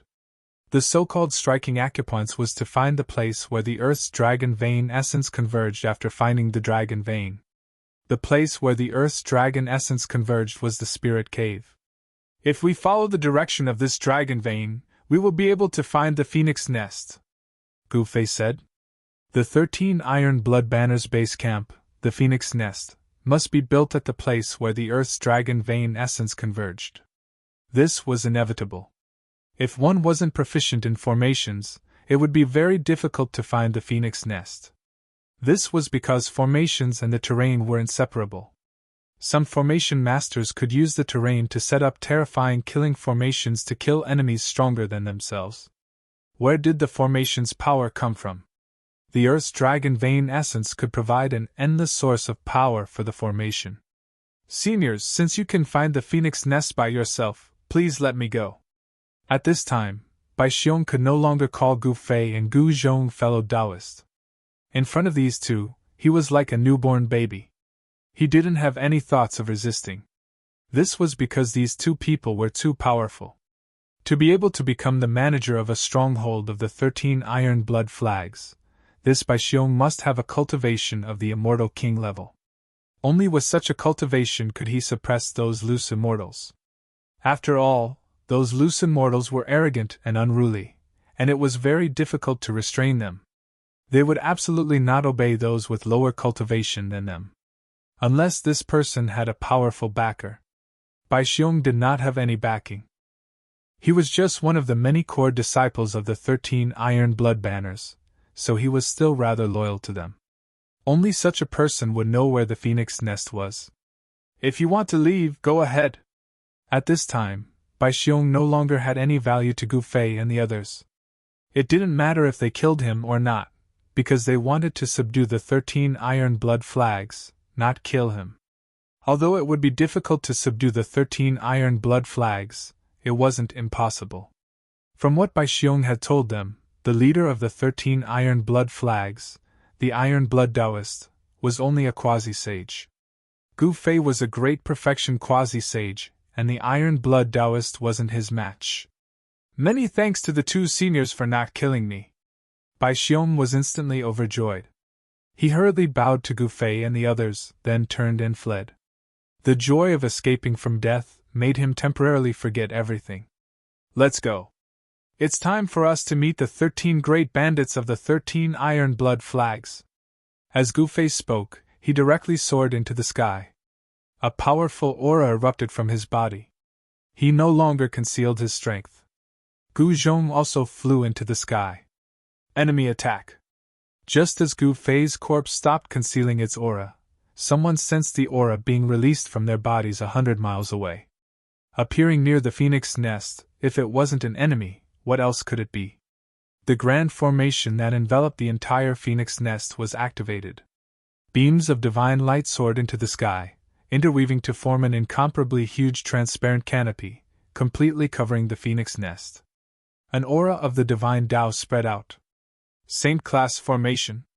At this moment, Gu Fei and his disciple arrived in the sky above the Phoenix Nest. divine light flickered below as countless Tao runes appeared. An incomparably powerful force was rapidly condensing. They were not in a hurry to make their move. Instead, they stood in the sky and quietly watched this scene. One had to admit that the defense of the Phoenix Nest was not bad. A Saint-class grand formation could block all experts below the Sage realm outside. However, it was a pity that the ones who came this time were Gu Fei and his disciple. To Gu Fei, a Saint-class formation was not unbreakable. He just needed to spend a little more time. After all, he had even broken through an extreme Tao divine formation before. "Who is it?" A loud shout came from the Phoenix Nest. Then, a dark red silhouette rushed out from the Phoenix Nest and into the sky. It was a young man with an incomparably dense murderous aura. From his aura, one could tell that this young man was definitely a battle-hungry person. "You are one of the 13 great bandits, Tu Qing." Gu Zhong took a step forward and looked down at the young man behind the transparent screen. "Who are you? Could it be that the people from the Ziyun clan want to attack the 13 Iron Blood Banners?" The young man named Tu Qing shouted. Chapter 1991. Your life and death are no longer up to you. Gu Fei hadn't said a word ever since he had arrived. Tu Qing was startled by his words. Just as he was about to laugh, Tu Qing suddenly realized that Gu Fei's eyes had suddenly lit up. This is... Tu Qing felt an indescribable suction force from Gu Fei's eyes that was tugging at his primordial spirit. This was no small matter. To immortal cultivators, the primordial spirit was their everything. If it was destroyed, then their souls would scatter. This was the most thorough way to die. Although Tu Qing was startled awake, the light in his eyes only brightened for a moment before dimming again. This time, his consciousness quickly sank into darkness, and his body fell from the sky. A ball of divine light wrapped around a miniature version of Tu Qing emerged from his body and floated in the air. This was Tu Qing's primordial spirit. His primordial spirit was lifeless and confused, as if it had lost its sentience. Then, with a bang, the primordial spirit suddenly exploded. At the same time, a jade tablet suddenly shattered in a pavilion in the Phoenix Nest. "What happened? Why did Old 13's tablet shatter?" An exclamation came from the pavilion. Brother Jiao had just descended from the sky and arrived at the entrance of the pavilion. "What? Old 13 is dead? How is this possible?" Brother Jiao was extremely shocked. He had just been talking to Tu Qing, but Tu Qing had already died. Could it be that Gu Fei had already killed his way in? How was this possible? The Phoenix Nest was protected by a saint-grade formation. Even Gu Fei would find it difficult to break the formation. Unless a true saint came, no one would be able to attack the Phoenix Nest. Brother Jiao rushed into the pavilion and saw that Tu Qing's tablet had indeed shattered. In other words, Tu Qing was as dead as a doornail. "Old 13. What's going on?" Although the 13 great bandits had been subdued by the Iron Blood Taoist, Tu Qing's death had enraged the other bandits. However, they couldn't say that they were sad. When it came to revenge, it was fine if the opponent was weak, but if the opponent was too strong, who would go? Protecting themselves was the true nature of the 13 great bandits. As long as they could survive, why would they care about the lives of others? However, Tu Qing's death wasn't a small matter. They had to inform Boss Tai Shui. Otherwise, when Boss Tai Shui came out of seclusion and saw Tu Qing's death, he would definitely blame them. The 13 great bandits had never submitted to anyone, but this Iron Blood Taoist had convinced this group of arrogant bandits. They had no choice but to submit. Because they didn't submit, the Iron Blood Taoists beat them until they submitted. The few bandits in the pavilion hurriedly used a secret technique to inform Iron Blood Taoist, who was in seclusion. 13th is dead. A Taoist sat cross-legged in the spirit cave of the Phoenix Pavilion. This Taoist was absorbing the vast amount of spirit energy in the spirit cave and cultivating the supreme mystic technique of Immortal Bird. The Undying Bird mysterious art was a mysterious art created by the ancient Taoist Undying. Once cultivated to the great success stage, one could become a saint. Of course, the Iron Blood Taoist was still a distance away from becoming a saint. At this moment, a message talisman flew into Iron Blood Taoist's secluded cultivation grounds. How is this possible? Who could have killed 13th? Iron Blood Taoist's pupils shrank. 13th's cultivation had already reached the 5th heavenly layer. There weren't many people who could kill him. Who was this Gu Fei? There was very little information in the message talisman. It only mentioned that a person called Gu Fei had killed 13th, and that person still hadn't left. You killed my men and still haven't escaped. You really have guts. Iron Blood Taoist stopped his cultivation and stood up. This Gu Fei must die. Otherwise, he would be called the boss of the 13 great bandits, for nothing. Although he didn't want to come out of seclusion, he had no choice. Just as Iron Blood Taoist came out of seclusion, Gu Fei and his disciple were having a conversation outside the phoenix nest. Master, your godly snatching secret technique is getting more and more superb, Gu Zhong said. Just now, Gu Fei had used the godly snatching secret technique to pull out the primordial spirit of Tu Qing, one of the 13 great bandits. His primordial spirit was destroyed, causing his soul to scatter. Although there was a layer of sky curtain separating them, it wasn't difficult for Gu Fei to kill Tu Qing. Tu Qing's death shocked the core members of the 13 Iron Blood Banners in the Phoenix Nest. They couldn't imagine how Gu Fei could kill Tu Qing under the protection of a saint-level Grand Array. No one in the Phoenix Nest knew how Tu Qing died. Even the other bandits were the same. They couldn't find any damage on Tu Qing's body that could be considered as man-made. This made the bandits look at each other in dismay, inexplicably horrified. If you cultivate diligently, you can also reach my level, Gu Fei said. He had already passed on the 9 secrets of Immortal Tao to Gu Zhong. The magical thing about the 9 secrets of Immortal Tao was that any cultivator could cultivate it. Roar! At that moment, a furious roar came from the phoenix nest. The entire heaven and earth trembled as an extremely powerful aura appeared between heaven and earth. It's time for the main character to appear, Gu Fei said. A figure rushed out from the depths of the phoenix nest. His terrifying aura shook the surroundings, causing everyone in the phoenix nest to tremble in fear. The aura was so powerful that it intimidated everyone. Who is Gu Fei? Come out and accept your death! The person rushed to the sky and shouted, causing the void to tremble along with his voice. Boss Tai is here. That guy is dead for sure. Some bandits were overjoyed, but others weren't so optimistic about the Iron Blood Taoist's chances. One should know that the invader was none other than the Grim Reaper Gu Fei. The name of Grim Reaper Gu Fei had long spread across the entire southern region of Buzhou ancestral planet. However, the Iron Blood Taoist had gone into seclusion some time ago, so he didn't know who Gu Fei was or whether he was flat or round. This is going to be a battle between a dragon and a tiger. Brother Jiao said something like that. Even though Gu Fei is strong, Boss Tai Shui isn't someone to be trifled with. A bandit said. At this moment, none of the bandits dared to get too close. One should know that if they were careless and got caught in the crossfire, they would be in deep trouble. So you're the Iron Blood Taoist. Gu Fei walked up and looked at the Iron Blood Taoist. The Iron Blood Taoist was a skinny Taoist wearing a gray Taoist robe. He had a delicate face. However, at this moment, this sage-like Taoist had a murderous look on his face. So you're Gu Fei. You're the one who killed Old 13. The Iron Blood Taoist glared at Gu Fei as his murderous aura spread out. The temperature around him dropped rapidly under the impact of his murderous aura. Chapter 1992. The 13th of the 13 Great Bandits, Tu Qing, was killed by Gu Fei, provoking the leader of the 13 Great Bandits, the Iron Blood Taoist. Gu Fei and the Iron Blood Taoist faced off against each other through a transparent barrier. That Tu Qing didn't know what's good for him.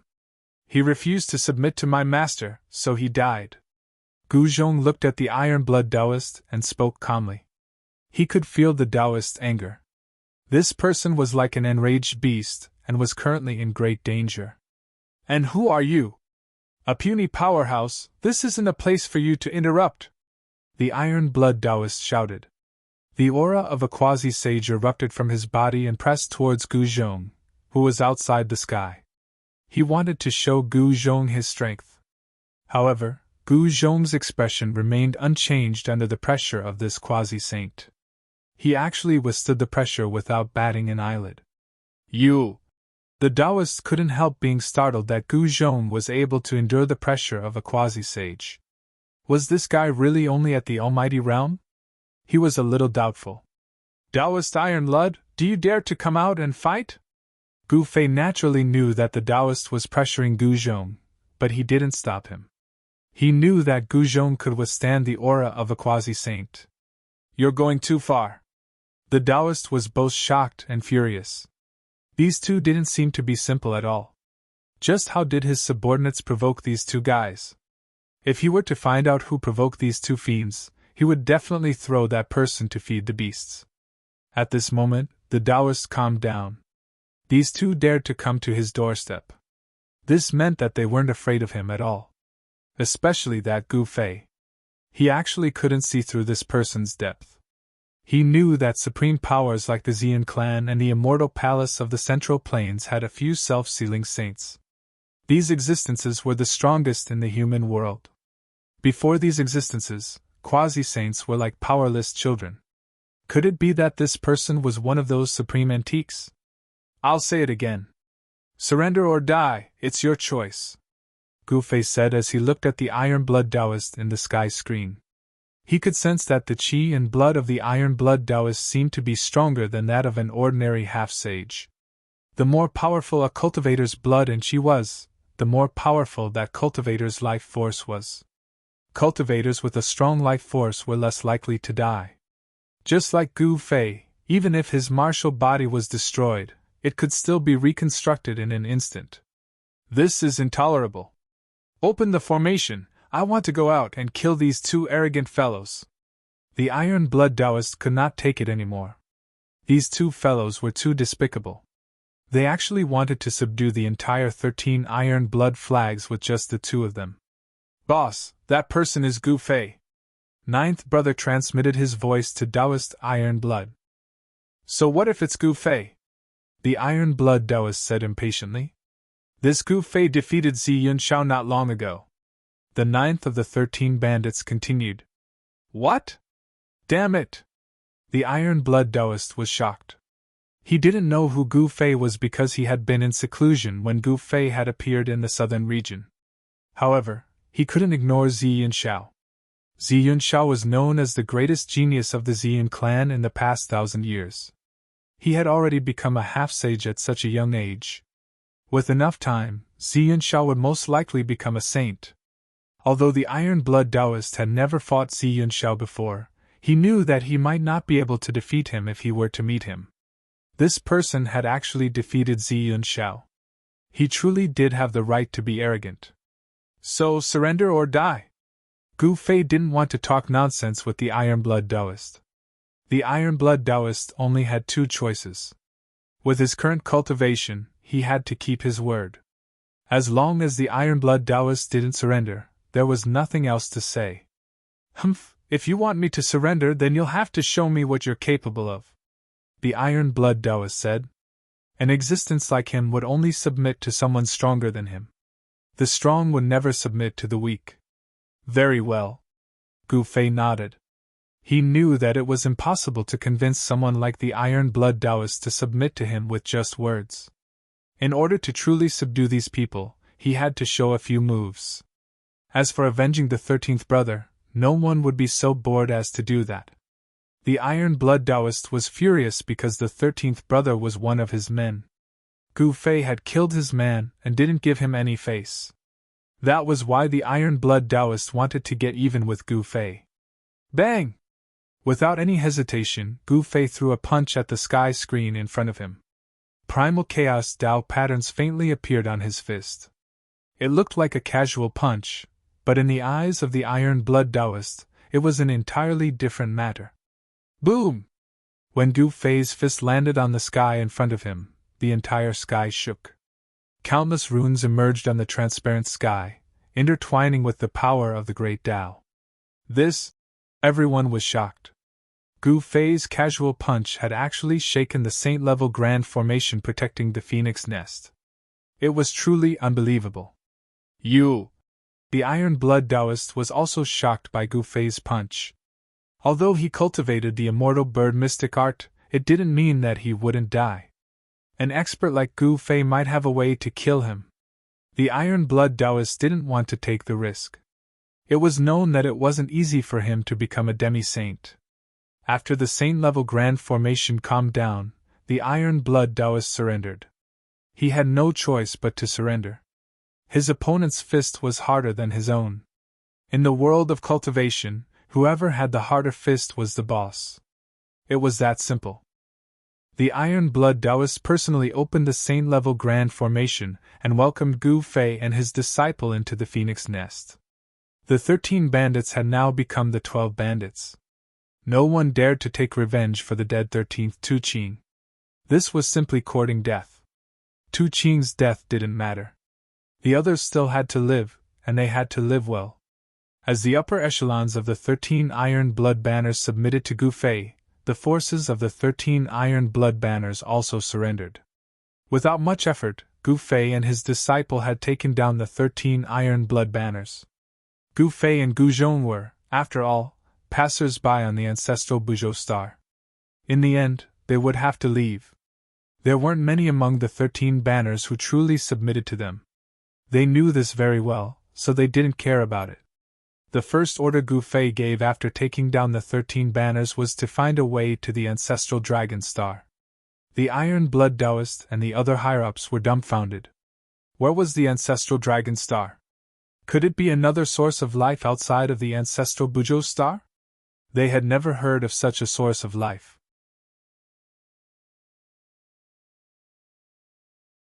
Chapter 1993. 13 Iron Blood Banners? Gu Zhong was startled by the man's words. He had stayed in the southern region of planet Buzhou for 3 years, so he naturally knew the distribution of the factions there. The 13 Iron Blood Banners was a bandit group that occupied the area between the southern region and the center continent. The leader of this bandit group was someone called the Iron Blood Taoist. The Iron Blood Taoist was quite a character. The 13 Iron Blood Banners had only existed for less than 1,000 years. The Iron Blood Taoist had integrated the 13 bandit groups in the southern region into one, and that was how the 13 Iron Blood Banners came to be. 1,000 years ago, the Iron Blood Taoist appeared out of nowhere and subdued the 13 bandits all by himself. The 13 bandits were no ordinary figures. Each of them was a powerful existence that could dominate the southern region. They were a huge headache for the Ziyun clan. The Ziyun clan had once sent out experts to eradicate the 13 great bandits, but even now, the 13 great bandits were still alive and well. After the Iron Blood Taoist subdued the 13 bandits all by himself, the bandits in the southern region of Buzhou grew even stronger. Many cultivators traveling between the southern region and the center continent were robbed by the 13 Iron Blood Banners. Some beautiful female cultivators were even taken to the mountains of the 13 Iron Blood Banners and became their wives. In recent years, the bandits had become even more arrogant. They even dared to attack cultivators from major factions, resulting in many cultivators being robbed. "Everything can be discussed as long as you let me go," said the man. His clothes were drenched in sweat. Although he was an immortal, he was as weak as a newborn baby before this person. He couldn't even muster any thoughts of resistance. The reason why these people became bandits was to survive. Thus, when the man realized that he wasn't Gu Zhong's match, the first thing he thought of was how to save his own life. The resources in the cultivation world were all in the hands of major factions. Some independent cultivators had nowhere else to go, so they could only become bandits that robbed other cultivators. "So what if I don't let you go? I'm not afraid of the 13 Iron Blood Banners." Gu Zhong didn't withdraw his right hand from the burly man's shoulder. Instead, he increased his strength, causing the burly man to immediately fall to the ground, unable to straighten his back. "Senior, please spare our lives. We were forced to do this." The burly man panicked. This person didn't even give face to the Iron Blood Taoist of the 13 Iron Blood Flags. Could it be that he was an expert who could challenge the Iron Blood Taoist? If he provoked such a person, then he would really be out of luck. You actually dare to be on the streets outside the immortal Venerable city? No one could tell what he was feeling right now. Master, what are you doing? Even Gu Zhong didn't know why his master would do such a thing. The bandits of the 13 Iron Blood Flags weren't easy to deal with, especially that Iron Blood Taoist. Rumor had it that he had successfully broken through the shackles of cultivation and became a sage-to-be. This was also the reason why the people of the Xian clan and the immortal revered city were wary of the Taoist. The Xian clan and the immortal revered city were indeed powerful, much more powerful than the 13 Iron Blood banners. However, if a demi-saint went berserk, it would still be terrifying. Destroying the 13 Iron Blood Flags required a huge price. Thus, both the Xian clan and the immortal palace of the Center Plains were unwilling to lose manpower at this time. As long as the Taoists didn't go too far, the people of the Xian clan and the immortal palace of the Center Plains would endure it. This was the reason why the 13 Iron Blood Flags could survive in the cracks between the Xian clan and the immortal palace of the Center Plains. As long as the 13 Iron Blood Flags didn't cross the bottom line of these two supreme powers, they wouldn't touch them. Don't you think that the two of us are too weak? Chapter 1994. Gu Fei and Gu Zhong were both powerful individuals, but there were only two of them.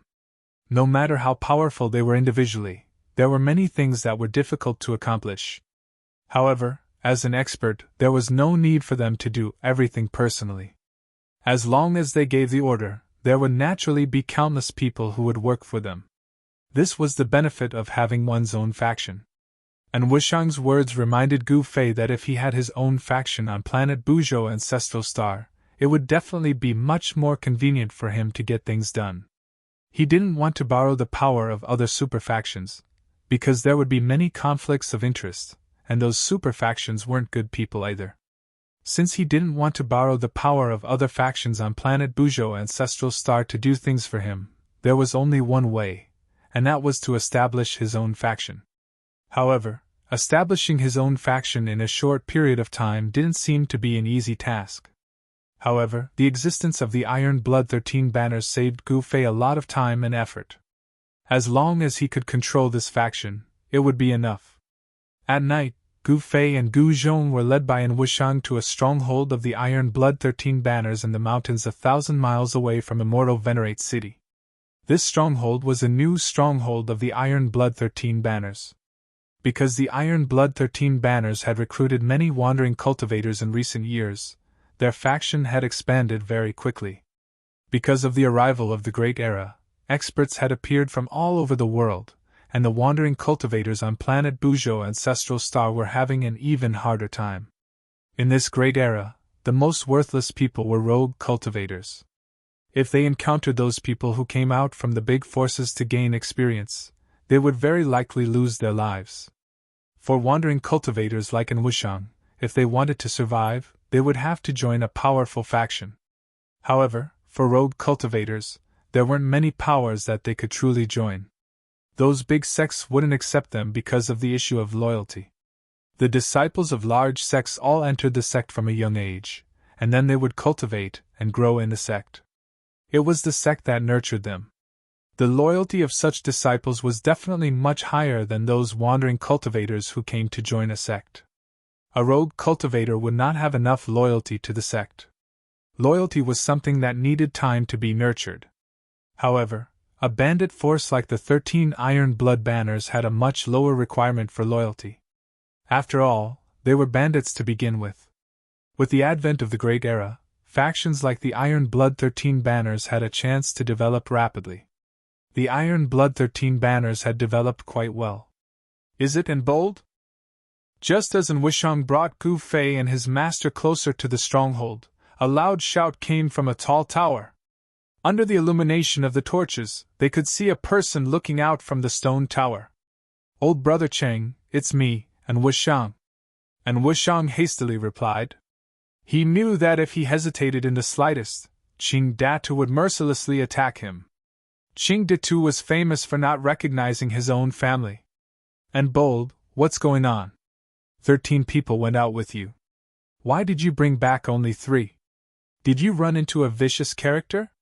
Ching Datu lowered the barrier at the front of the stronghold, letting in Wushang in.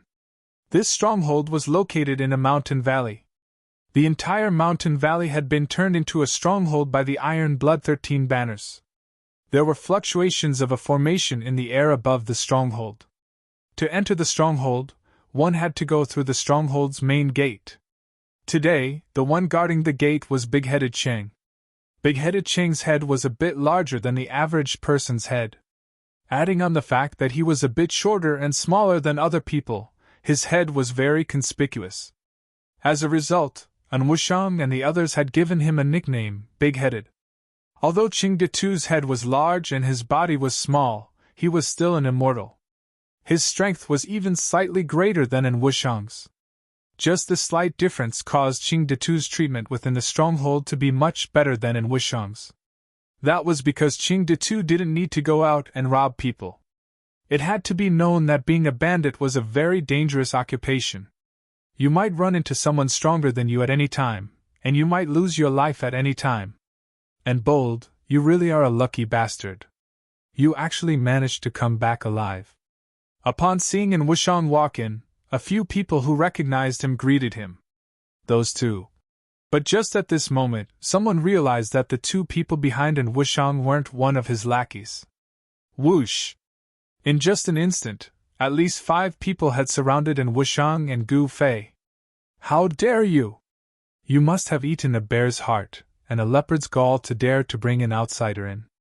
At this moment, a loud shout rang out from the tower. Following that, a small figure jumped down from the tower. A short person with an especially conspicuous head appeared in front of An Wushang. Ching Datu, I also had no choice. These 2 seniors wanted to pay you a visit, and I didn't want to refuse. What do you think? An Wushang stepped aside. Who are you? Ching Datu's heart couldn't help trembling. Someone had actually taken the initiative to attack their stronghold. This was a very rare thing. Ever since the stronghold had been built, such a thing had never happened. The others were incomparably nervous. It had to be known that only fierce dragons dared to cross the river. The fact that they had dared to come here was enough to prove that these 2 were very confident, so confident that they could easily exterminate everyone in the stronghold. Call out the people in charge of this place. Gu Zhong took a step forward and expressionlessly swept his gaze over these people. These people were all immortals, but they had been reduced to bandits. Were immortals really that worthless now? Had they all become bandits? These people were all newly joined vagrant cultivators. They were very smart.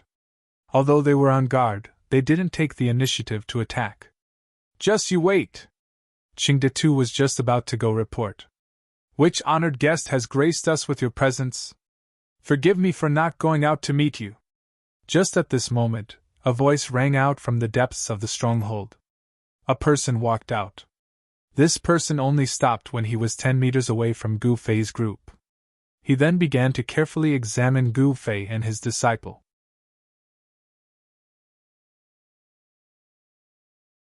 Chapter 1995.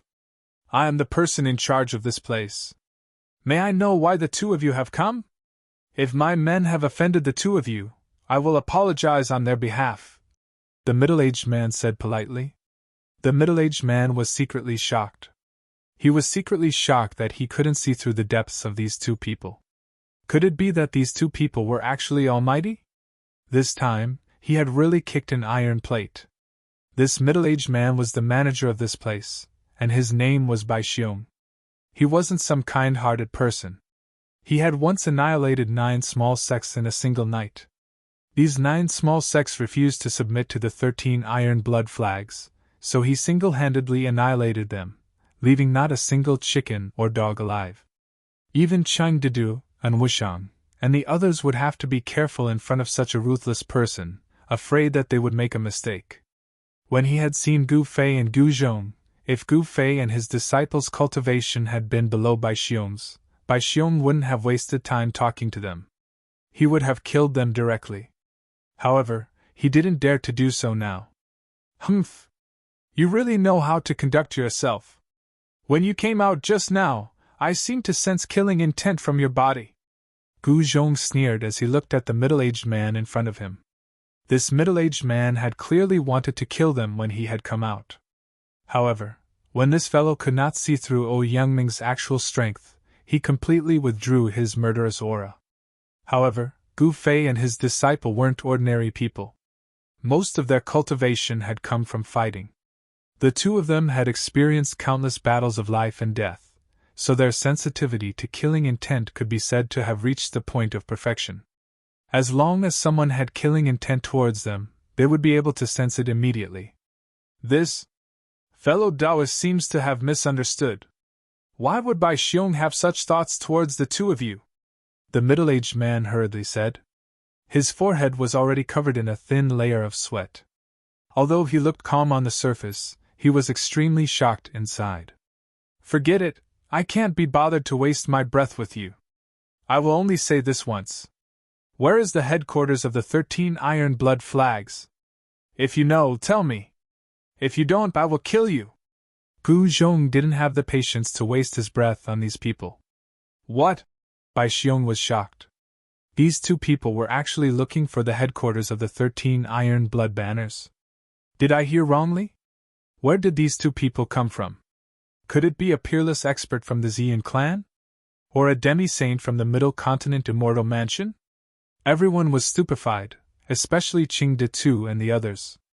What kind of person did Audacious and bring back? He actually dared to directly attack the headquarters of the 13 Iron Blood Flags. Qing Datu and the others couldn't help looking at An Wushang. And Wushang helplessly shrugged his shoulders. He also wanted to know their origins, but even if he had 10 times the guts, he wouldn't dare ask. This was one of the keys to survival as a rogue cultivator. Don't ask about things you shouldn't know. Don't look at things you shouldn't see. If they spoke, they could live. If they didn't, the two of them would start a slaughter. That made everyone nervous, including An Wushang. In this stronghold, Bai Xiong was probably the only one who knew where the headquarters of the 13 Iron Blood Flags was. The others had never been to the headquarters of the 13 Iron Blood Flags. This was also a matter of loyalty. Only the core members of the 13 Iron Blood Flags knew where the headquarters of the 13 Iron Blood Flags was. At this time, the stronghold was incomparably silent. Even the breathing of Qing Datu and the others could be heard. They were all looking at Bai Xiong. They didn't want to die. It had to be known that the reason why Qing Datu and the other rogue cultivators had joined the 13 Iron Blood Flags was to survive. If the 13 Iron Blood Flags couldn't guarantee their safety, then why would they join them and listen to their orders? Oh? Seeing Bai Xiong hesitate, Gu Zhong couldn't help feeling a bit irritated. These bandits all had a baleful aura and weren't good people. Killing them would be as easy as lifting a finger, so he didn't mind sending them on their way. As if sensing Gu Zhong's killing intent, Bai Xiong's expression immediately changed. He also didn't want to die, but if he revealed the location of the 13 Iron Blood Flags headquarters to these two, then the bandits definitely wouldn't let him off. He would definitely die without a grave. But if he didn't speak, then he would die immediately. Fellow Taoists, I'll speak. Bai Xiong's voice was trembling. If he didn't speak, then he would die immediately. Bai Xiong's loyalty to the 13 Iron Blood Flags was not as important as his own life. Very good. Gu Zhong smiled. Dealing with these loose cultivators was truly simple and direct, unlike those disciples from the great sections. It was truly difficult to get any information from the disciples of the great powers. The majority of rogue cultivators viewed their own lives as more important than anything else. That was because survival was their number one priority. Gu Fei and his disciple quickly left the 13 Iron Blood Flags stronghold. They brought Bai Xiong with them, but they didn't bring in Wushang. The loyalty of rogue cultivators was a problem. These rogue cultivators could betray them at any time. Leaving in Wushang in that stronghold meant that Qing Datu and the others wouldn't dare do anything to him. In their eyes, and Wushang had gotten lucky this time. Those two seniors had taken a liking to him. Without any suspense, after Bai Xiong left, and Wushang became the boss of the 13 Iron Blood Flags stronghold. His cultivation level was not the highest in the stronghold, but his brain was the best among all the itinerant cultivators in the stronghold. Otherwise, he would not have survived. The 13 Iron Blood Flags stronghold was the Phoenix Nest. The Phoenix Nest was where the Iron Blood Taoist had made his fortune. It was here that he had obtained some sort of inheritance and cultivated his skills. The Phoenix Nest was actually a mountain valley surrounded by mountains. Beneath the valley was a spiritual cave that emitted spiritual qi day and night. It was also for this reason that the spiritual qi within the valley was much denser than outside. This place wasn't originally called the Phoenix Nest. It was only after the Iron Blood Taoist had risen to power that it was called the Phoenix Nest. That was because the Iron Blood Taoist had obtained the immortal bird mysterious art here. This was a mysterious art created by the ancient undying Taoist. When this mysterious art was cultivated to the greater mastery level, one could transform into an immortal bird. The Phoenix Nest's location was very hidden. The Iron Blood Taoist had laid down a grand formation to hide it. The Violet Cloud clan and the Central Plains Immortal Palace had both tried to find the 13 Iron Blood Flags stronghold, but they hadn't found it in the end.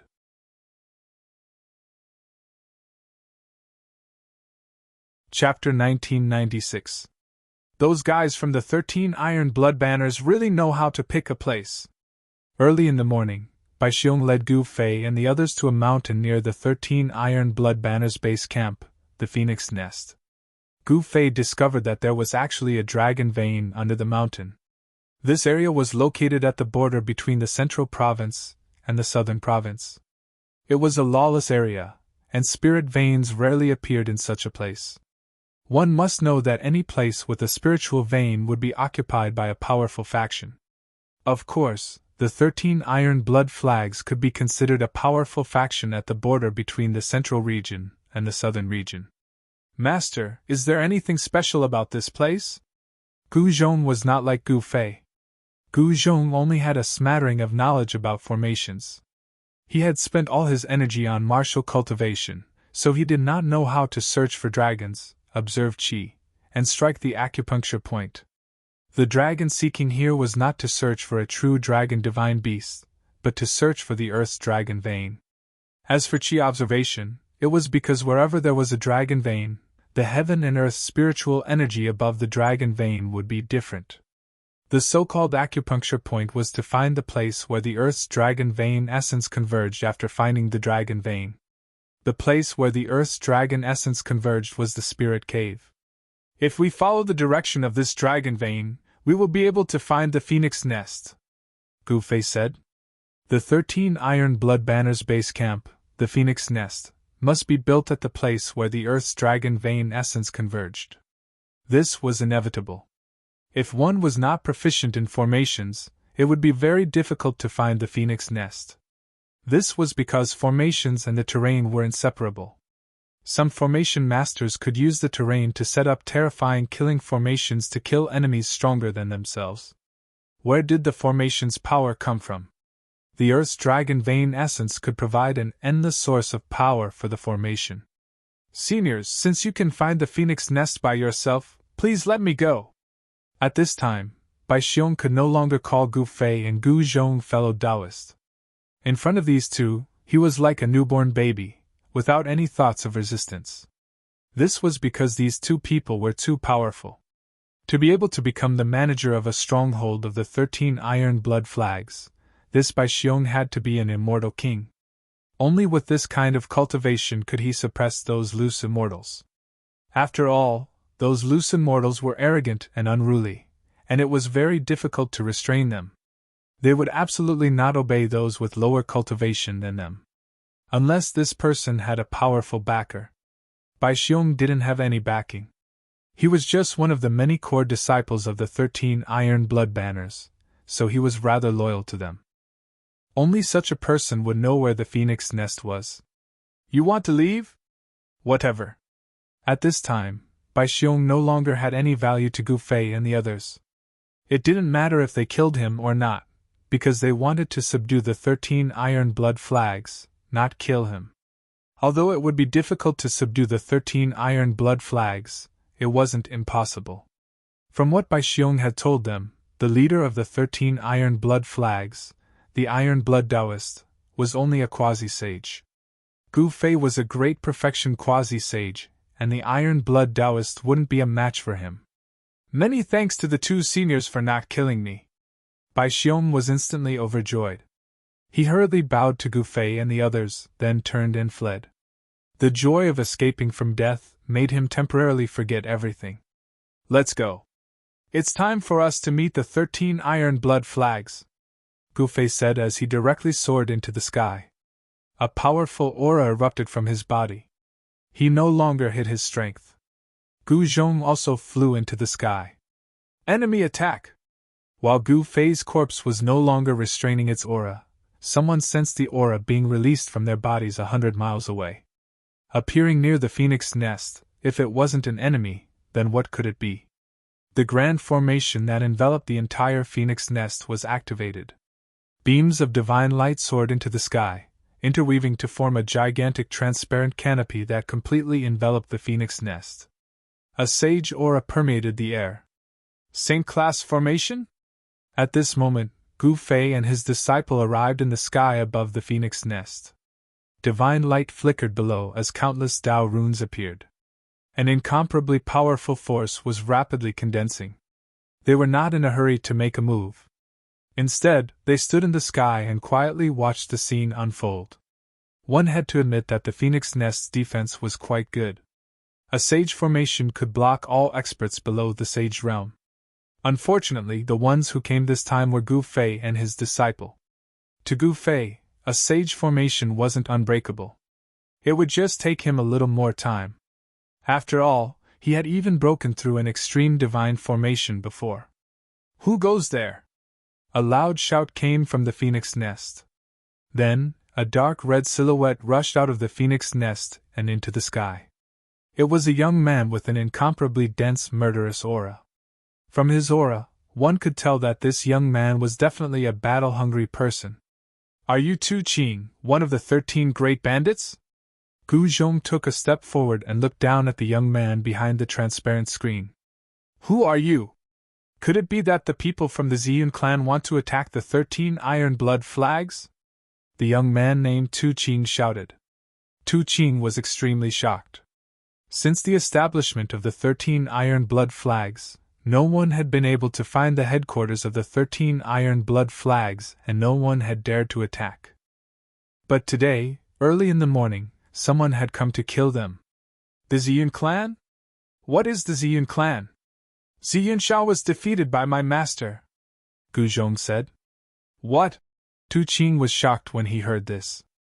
Who were these two fellows? How could they be so arrogant? Even the most outstanding disciple of the Ziyun clan, Ziyun Shao, was no match for these people. Very quickly, Tu Qing thought of a person, and his expression immediately became very unsightly. Your master, could it be Gu Fei? Tu Qing glanced at the people behind Gu Zhong and asked carefully. That's right, this is my master Gu Fei. Today, we are here to ask for your surrender, Gu Zhong said indifferently. You, haha. Suddenly, Tu Qing pointed at Gu Zhong and laughed to the point of tears. Is it really that funny? You're going to cry soon. Gu Zhong's face was still calm. There was no expression on his face. At this moment, he wouldn't reveal any emotional fluctuations. You guys, are too funny, haha. Tu Qing was still laughing, he couldn't help it. Gu Zhong's words were truly laughable to him. Two people could subdue the entire 13 iron blood banners? This was one of the funniest jokes he had ever heard. Gu Fei's name had already spread throughout the entire southern region. Even in other regions of planet Buzhou, many people knew of Gu Fei's existence. However, no matter how strong Gu Fei was, he was not as strong as a saint. Although they had found the headquarters of the 13 iron blood flags, The phoenix nest was protected by a saint-level formation. Tu Qing did not believe that Gu Fei and the others could break the formation and enter the phoenix nest. At this time, from the valley shrouded by the transparent sky curtain, people continuously rushed out. These people were the core members of the 13 Iron Blood Flags. Tu Qing, what's going on? A tall man wearing the same dark red armor rushed out. The killing intent on his body was much stronger than Tu Qing's. This man was simply a murderous demon king. Otherwise, how could his body condense such a strong killing intent? The killing intent on this middle-aged man was so strong that it was almost visible to the naked eye. Haha, Brother Gio, this is too funny.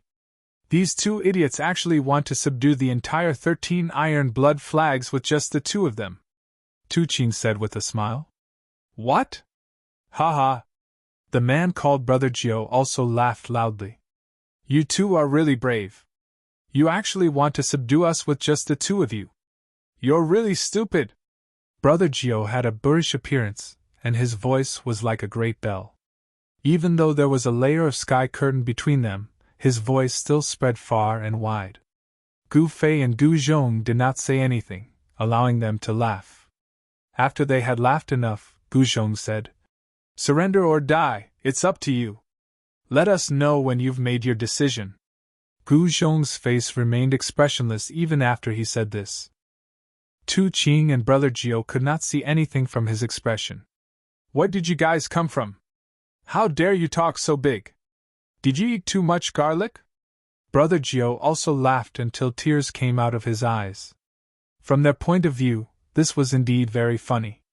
Even if it was the Xian clan or the Central State Immortal Mansion, no one would dare to say such a thing.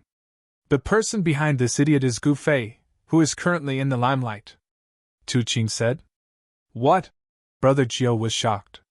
The 13 Iron Blood Flags were still very well informed. It was impossible for them not to know that Gu Fei had defeated Zi Yunxiao. As the saying goes, the shadow of a tree is the shadow of a person. Since Gu Fei could defeat a disciple of a sovereign clan like Zi Yunxiao, he must have some ability. Why aren't you informing Boss Tai? Brother Gio shouted at Tu Qing. Only the Iron Blood Taoists could deal with these two. If they were to go out, they wouldn't even know how they died. Fortunately, they had activated the formation.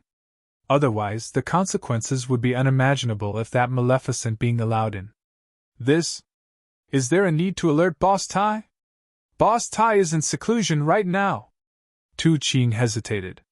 One should know that the Iron Blood Taoist hated being disturbed during his cultivation. Tu Qing did not want to make Boss Tai unhappy. You! Brother Gio glared at Tu Qing, then turned around and flew towards the valley below. Have you made your choice? Surrender or die? Gu Zhong suddenly said to Tu Qing. Are you stupid? Of course I don't want to die, but I don't want to surrender either. What can you do to me? As one of the 13 great bandits, Tu Qing still had some pride. Your life or death is not up to you.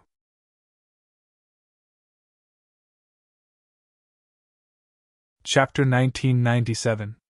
Your life and death are no longer up to you. Gu Fei hadn't said a word ever since he had arrived, so his words stunned Tu Qing. Just as he was about to laugh, Tu Qing suddenly realized that Gu Fei's eyes had suddenly lit up. Tu Qing felt an indescribable suction force from Gu Fei's eyes that was tugging at his primordial spirit. This was no small matter. For immortal cultivators, the primordial spirit was their everything. If it was destroyed, then their souls would scatter. This was the most thorough way to die. Although Tu Qing was startled awake, the divine light in his eyes only brightened for a moment before dimming once again. This time, his consciousness quickly sank into darkness and his body fell from the sky. A ball of divine light wrapped around a miniature version of Tu Qing emerged from his body and floated in the void. This was Tu Qing's primordial spirit. His primordial spirit was lifeless and confused, as if it had lost its consciousness. Then, with a bang, the primordial spirit suddenly exploded. At the same time, a jade tablet in a pavilion in the phoenix nest suddenly shattered. What happened? Why did old 13th's life tablet shatter? An exclamation came from the pavilion. Brother Gio had just descended from the sky and arrived at the entrance of the pavilion. What? Old 13 is dead? How is this possible? Brother Gio was extremely shocked. He had just been talking to Tu Qing, yet Tu Qing had died. Could Gu Fei have already killed his way in? Was this even possible? The phoenix nest was protected by a saint-grade array formation. Even Gu Fei would find it difficult to break the array and enter. Unless a true saint came, no one would be able to attack the phoenix nest. Brother Gio rushed into the pavilion and took a look. Indeed, Tu Qing's life tablet had shattered. In other words, Tu Qing was as dead as a doornail. Old 13. What's going on? Although the 13 great bandits had already been subdued by the Iron Blood Taoist, Tu Qing's death had enraged the other bandits. Revenge? If the opponent was weak, it would be fine. But if the opponent was too strong, who would go? Preserving oneself was the true nature of the 13 great bandits. As long as they could live, why would they care about the life and death of others? However, Tu Qing's death wasn't a small matter. They had to inform their boss. Otherwise, when he came out of seclusion and saw Tu Qing's death, he would definitely blame them. The 13 great bandits had never submitted to anyone, but this Iron Blood Taoist had convinced this group of arrogant bandits. They had no choice but to submit. Because they didn't submit, the Iron Blood Taoists beat them until they submitted.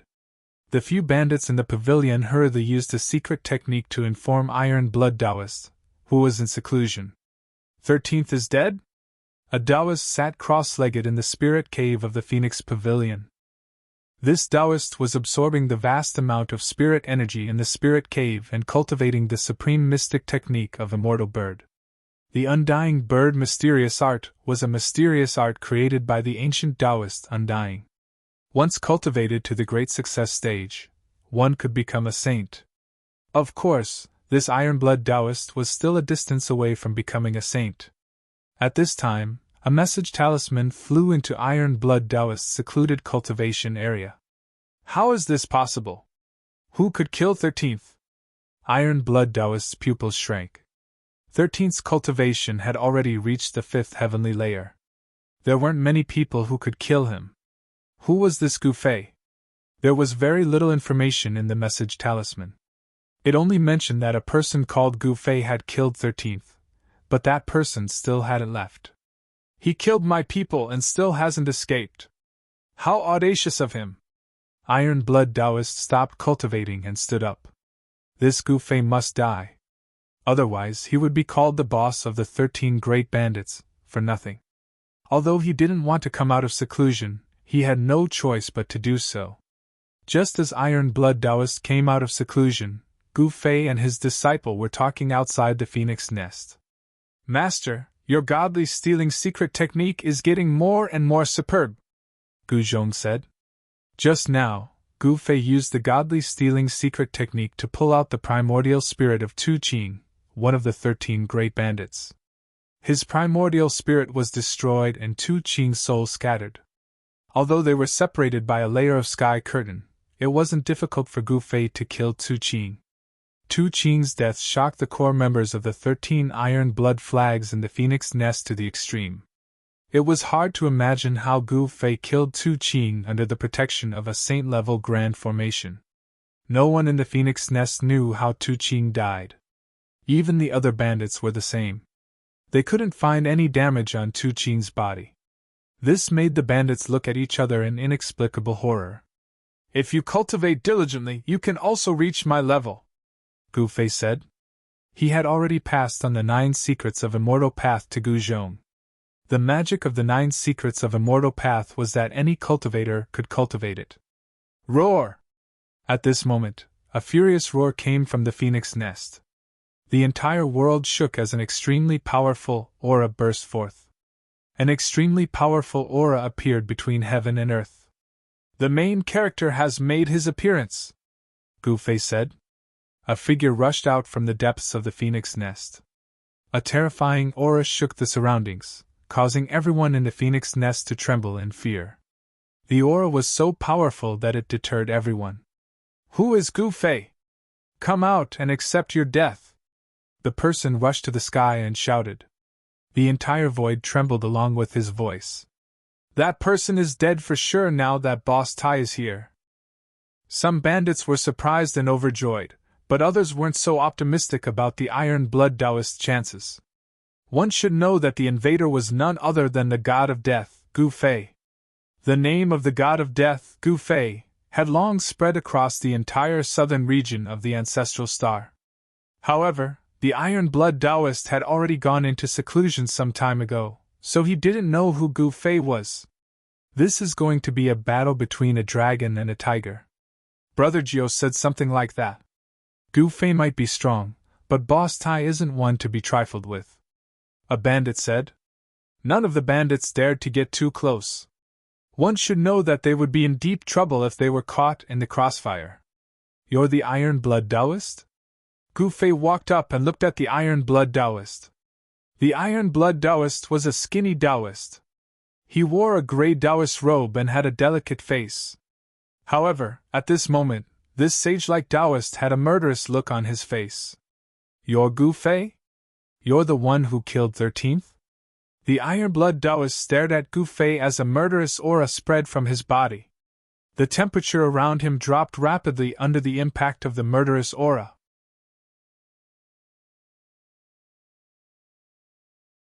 Chapter 1998. The 13th of the 13 Great Bandits, Tu Qing, was killed by Gu Fei, provoking the leader of the 13 Great Bandits, the Iron Blood Taoist. Gu Fei and the Iron Blood Taoist faced off against each other, separated by a transparent barrier. That Tu Qing didn't know what's good for him. He refused to submit to my master, so he died. Gu Zhong looked at the Iron Blood Taoist and spoke calmly. He could feel the Taoist's anger. This person was like an enraged beast, and was currently in great danger. And who are you? A puny powerhouse, this isn't a place for you to interrupt. The Iron Blood Taoist shouted. The aura of a quasi-sage erupted from his body and pressed towards Gu Zhong, who was outside the sky. He wanted to show Gu Zhong his strength. However, Gu Zhong's expression remained unchanged under the pressure of this quasi-saint. He actually withstood it without batting an eyelid. You! The Iron Blood Taoist was shocked to see that Gu Zhong could actually withstand the pressure of a quasi-saint. Was this guy really only at the realm of great experts? He was a little doubtful. Iron Blood Taoist, do you dare to come out and fight? Gu Fei naturally knew that the Iron Blood Taoist was pressuring Gu Zhong, but he didn't stop him.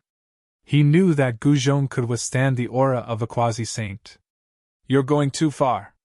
The Iron Blood Taoist was both shocked and furious. These two didn't seem to be simple at all.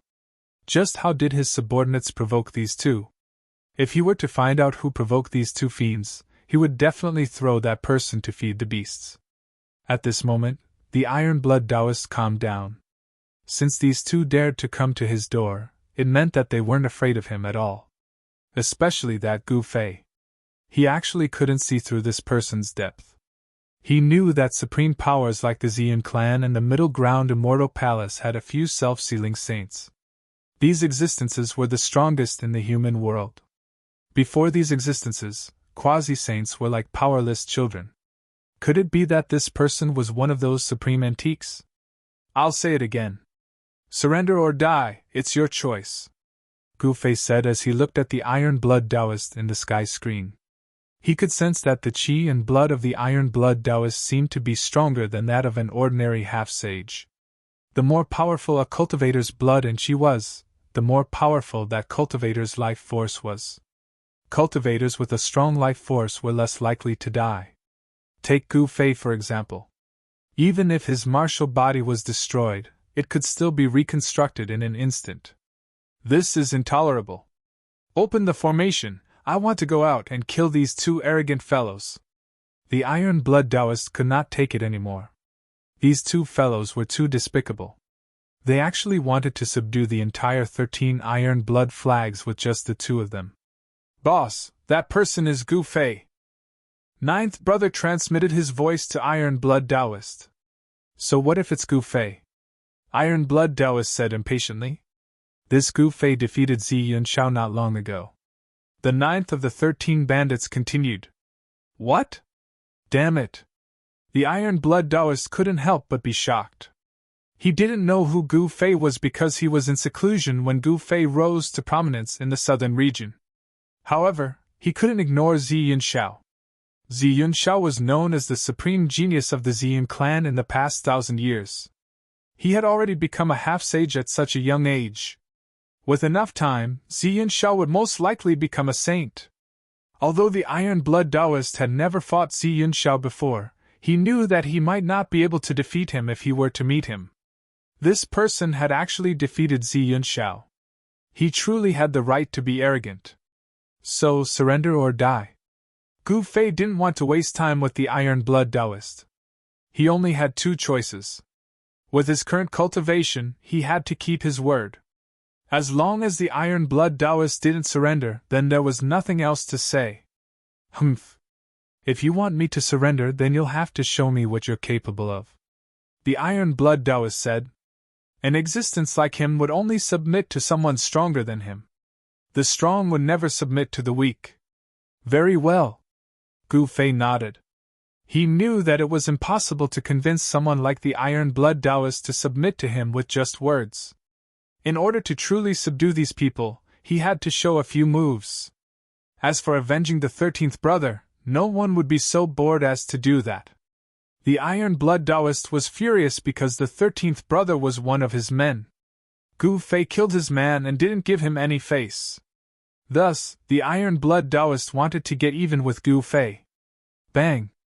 Without any hesitation, Gu Fei threw a punch at the sky screen in front of him. Primal Chaos Tao patterns faintly appeared on his fist. It looked like a casual punch, but in the eyes of the Iron Blood Taoist, it was an entirely different matter. Boom! When Gu Fei's fist hit the sky in front of him, the entire sky shook. Countless runes emerged on the transparent sky, intertwining with the power of the Great Tao. Everyone was shocked. Gu Fei's casual punch had actually shaken the saint-level grand formation protecting the phoenix nest. It was truly unbelievable. The Iron Blood Taoist was also shocked by Gu Fei's punch. Although he cultivated the immortal bird mystic art, it didn't mean that he wouldn't die. An expert like Gu Fei might have a way to kill him. The Iron Blood Taoist didn't want to take the risk. It was known that it wasn't easy for him to become a demi-saint. When the saint-level grand formation calmed down, the Iron Blood Taoist surrendered. He had no choice but to surrender. His opponent's fist was harder than his own. In the cultivation world, whoever had the harder fist was the boss. It was that simple. The Iron Blood Taoist personally opened the saint-level grand formation and welcomed Gu Fei and his disciple into the phoenix nest. The 13 bandits had now become the 12 bandits. No one dared to jump out to avenge the death of their 13th brother, Tu Qing. This was simply courting death. Tu Qing's death didn't matter. The others had to live, and they had to live well. As the higher-ups submitted to Gu Fei, the Iron Blood 13 banners also surrendered. Without much effort, Gu Fei and his disciple had taken down the Iron Blood 13 banners. Gu Fei and Gu Zhong were, after all, passers-by on the ancestral Buzhou star. They would eventually leave, and not many among the Iron Blood 13 banners would truly submit to them. They were well aware of this, so they didn't care about it. The first order Gu Fei gave after taking down the Iron Blood 13 banners was to find a way to the Soaring Dragon ancestral star. The Iron Blood Taoist and the other higher-ups were dumbfounded. Where was the Soaring Dragon ancestral star? Could it be another source of life outside of the ancestral Buzhou star? They had never heard of such a source of life.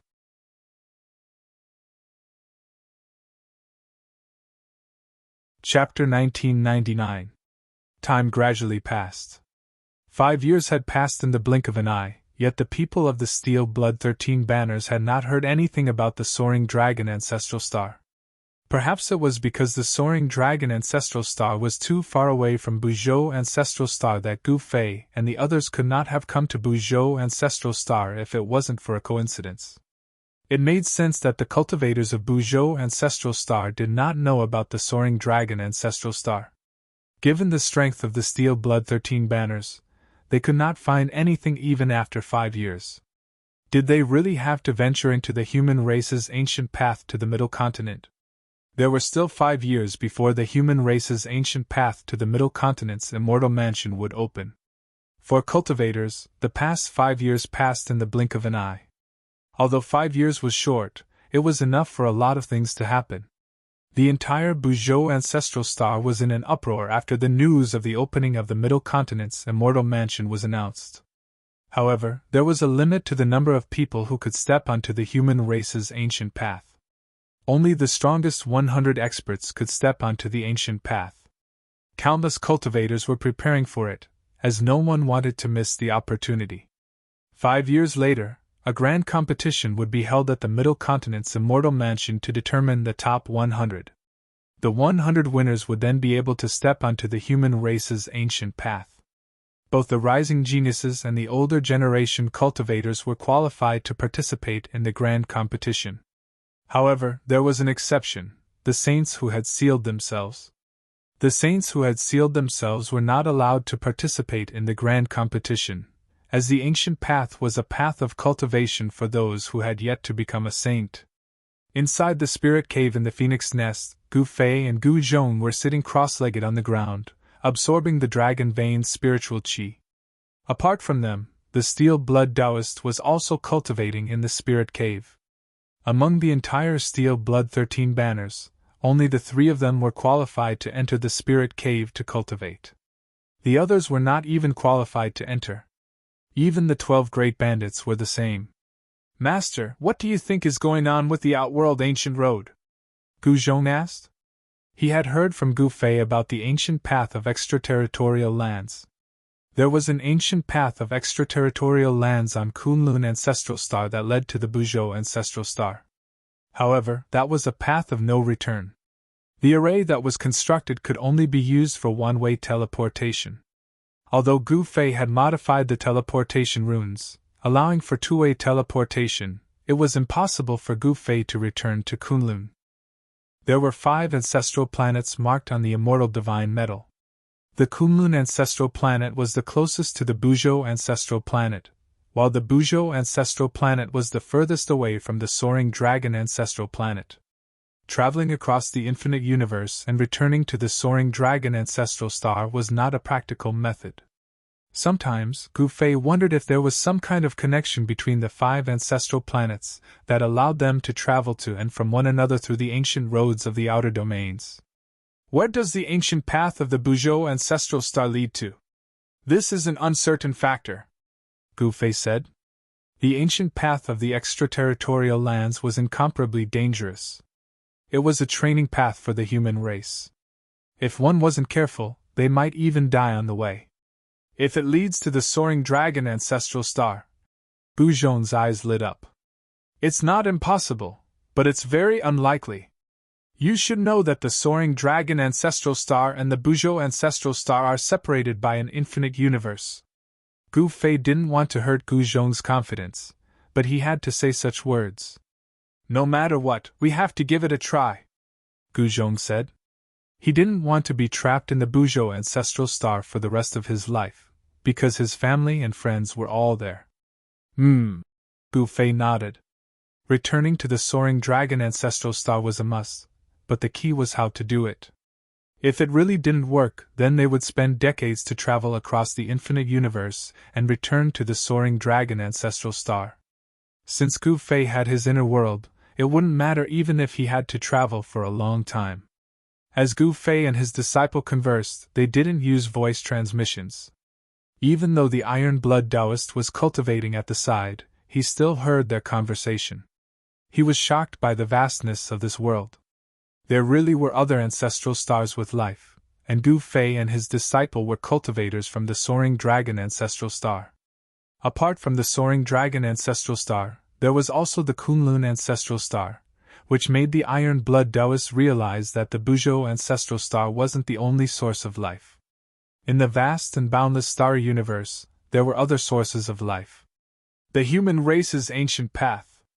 The Iron Blood Taoist was tempted, but only the top 100 cultivators of the Buzhou cultivation world could set foot on the human race's ancient path.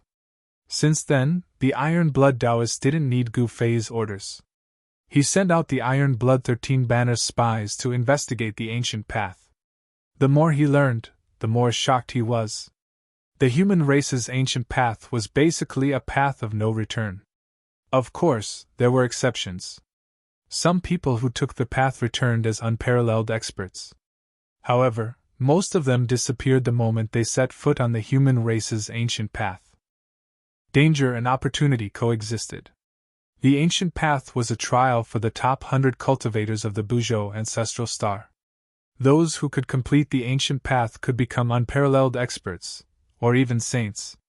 However, compared to those who became unparalleled experts, there were many more who died on the human race's ancient path. 3 years passed in the blink of an eye. On this day, Gu Fei and Gu Zhong came out from seclusion and received all sorts of news, some of which shocked them. Zi Yunxiao of the Ziyan clan had appeared again. Wasn't he punished by Zi Su to face the wall for 1,000 years? Why did he come out so quickly? Gu Fei was surprised. Zi Yunxiao's younger sister, Zi Yuner, had also appeared out of nowhere. She continuously challenged demi-saints of the previous generation and was undefeated. It was not hard to imagine that Zi Yunxiao was able to come out so quickly. It was definitely because the human race's ancient path was about to open. The Ziyan clan did not want to miss this opportunity. Apart from Zi Yunxiao and his sister, the Golden Goddess of the Gold family had also ended her 7-year seclusion and walked out of her seclusion grounds. At the same time, several heaven-defying figures had also appeared in the Middle Continent. These rising stars had completely overshadowed the demi-saints of the previous generation. They took advantage of the rapid rise of the Great Era to compete with the demi-saints of the previous generation. In this era, there was no lack of geniuses. In 2 years, the great competition of the Middle Continent would begin. Gu Fei and Gu Zhong were preparing. The Iron Blood Taoist was also preparing. He was also very interested in the human race's ancient path. All the cultivators who were interested in setting foot on the human race's ancient path were waiting quietly. The opening of the human race's ancient path had affected the mood of every cultivator. The performance of the younger generation was too eye-catching. The demi-saints of the previous generation felt great pressure.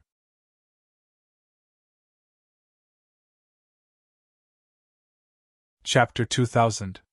The Central State Grand Competition will begin in 3 days. The people of the Central State Immortal Mansion put up a notice stating that all cultivators, as long as they weren't saints who had sealed themselves, could sign up for the grand competition and compete for a spot on the human race's ancient road. Today was the first day, and there was a sea of people outside the Central State Immortal Mansion. Cultivators from the other regions of Buzhou Ancestral Star had arrived at the Central State Immortal Mansion. There was a row of tables in front of the entrance, and dozens of disciples of the Central State Immortal Mansion were bustling about. They were registering the cultivators participating in the Central State Grand Competition. Countless people were competing for the 100 spots. The competition was too fierce, but there was no other way. The Central State Immortal Mansion could only use this elimination method to eliminate the majority of the weak.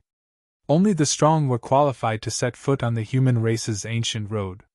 From morning to night, there was still a sea of people outside the Central State Immortal Mansion. The situation was too much for the disciples of the Central State Immortal Mansion to bear. The situation only improved on the second day, and the crowd gradually dispersed. However, there were still many people rushing to the Central State Immortal Mansion. On the third day, Gu Fei and Gu Zhong appeared. They had been secretly observing outside the Central State Immortal Mansion for 2 days, and they found that there weren't many true experts among the cultivators. The talents of the Central State Immortal Mansion didn't show up, nor did the Zi Yunxiao's siblings. The Golden Goddess was nowhere to be seen, but these people were still able to keep their composure. The registration period for the third day would last until midnight. Gu Fei wasn't in a hurry. He planned to register at night since the true experts hadn't shown up yet, and he didn't want to show up too early. Gu Zhong wasn't in a hurry either, because he didn't plan to register at all. With his cultivation, it would be difficult for him to get a spot on the human race's ancient road. In the past 10 years, his cultivation hadn't broken through to the fifth heaven ascension realm. Even Gu Fei felt that this situation was a bit strange.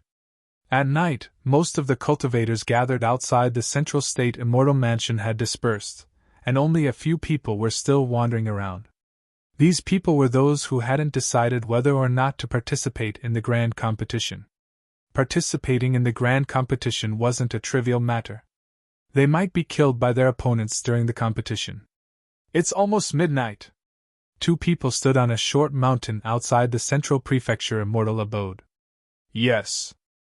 At this moment, Gu Fei discovered that someone was rushing towards the entrance of the Central Plains immortal estate. It was a woman clad in golden armor. She was none other than the Golden Goddess. These people have finally appeared, Gu Zhong said. He wasn't surprised at all. The disciples of the Central Province Immortal Mansion were not allowed to leave before the time of the world. However, if they arrived after midnight, then they would lose the opportunity to register. The Golden Goddess quickly left.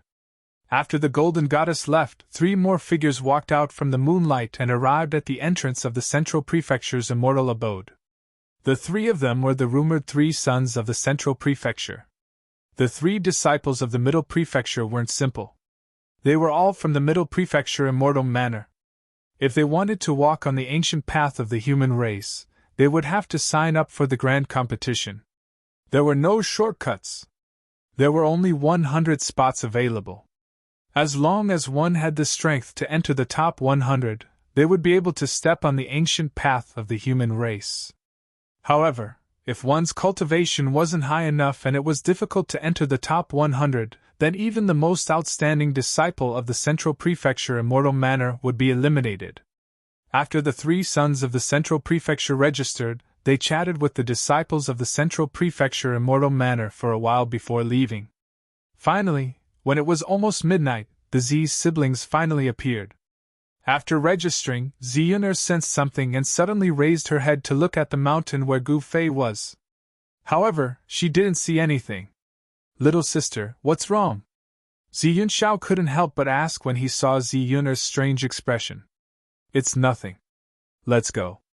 Ziyunshao pulled Ziyuner away, but Ziyuner was still mumbling. Was it just my imagination?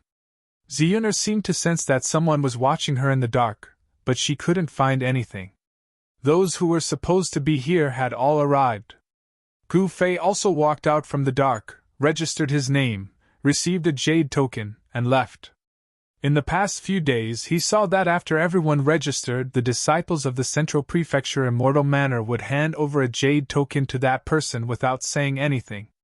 After entering the inner world, Gu Fei took a closer look at the jade token in his hand.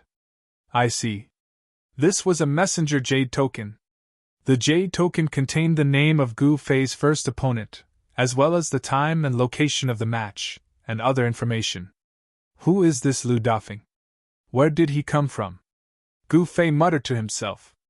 His first opponent was someone called Lu Dafeng, but there was no detailed information about this person on the jade token.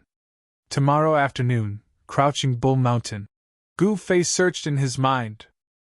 This Crouching Bull Mountain was a black mountain range 300 miles away from the Middle State Immortal Abode. This mountain range was shaped like a big black bull lying on the ground, hence the name Crouching Bull Mountain. I don't care who he is. I just hope this unlucky guy can withstand a punch from me. Gu Fei muttered to himself. Because he had a match the next day, Gu Zhong and the others did not disturb him. Soon, 24 hours had passed. Gu Fei walked out of his inner world and rushed to Crouching Bull Mountain. When he arrived, Lu Dafeng was already waiting for him. So you're Gu Fei. Come, don't waste my time. Tell me, how many celestial stones do you want before you admit defeat? When he saw Gu Fei, Lu Dafeng walked up to him and opened his storage bag. This guy's storage bag was filled with spiritual qi. It was obvious that there were many good things in there. Gu Fei did not expect to meet a guy like this in his first match. He did not know whether to laugh or cry. Lu Dafeng was a big-bellied guy who was not even an immortal, yet he dared to participate in the Central Prefecture Grand Tournament. It was really a little embarrassing. This guy even tried to bribe Gu Fei, which made Gu Fei even more furious. Bam! Gu Fei did not say anything. He sent Lu Dufeng flying with a punch, searched the guy's jade pendant, and left.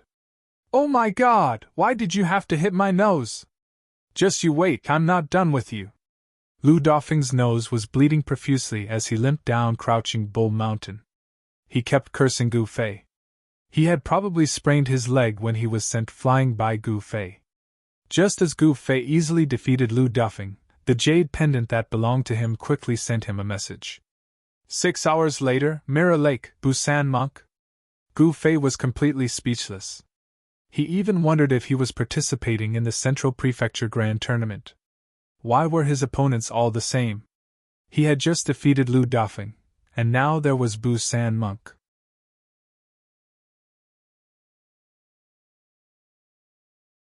Chapter 2001. Mingjing Lake was really a good place. The scenery was beautiful. The weeping willows swayed in the wind beside the lake. There was even a pair of mandarin ducks playing in the water.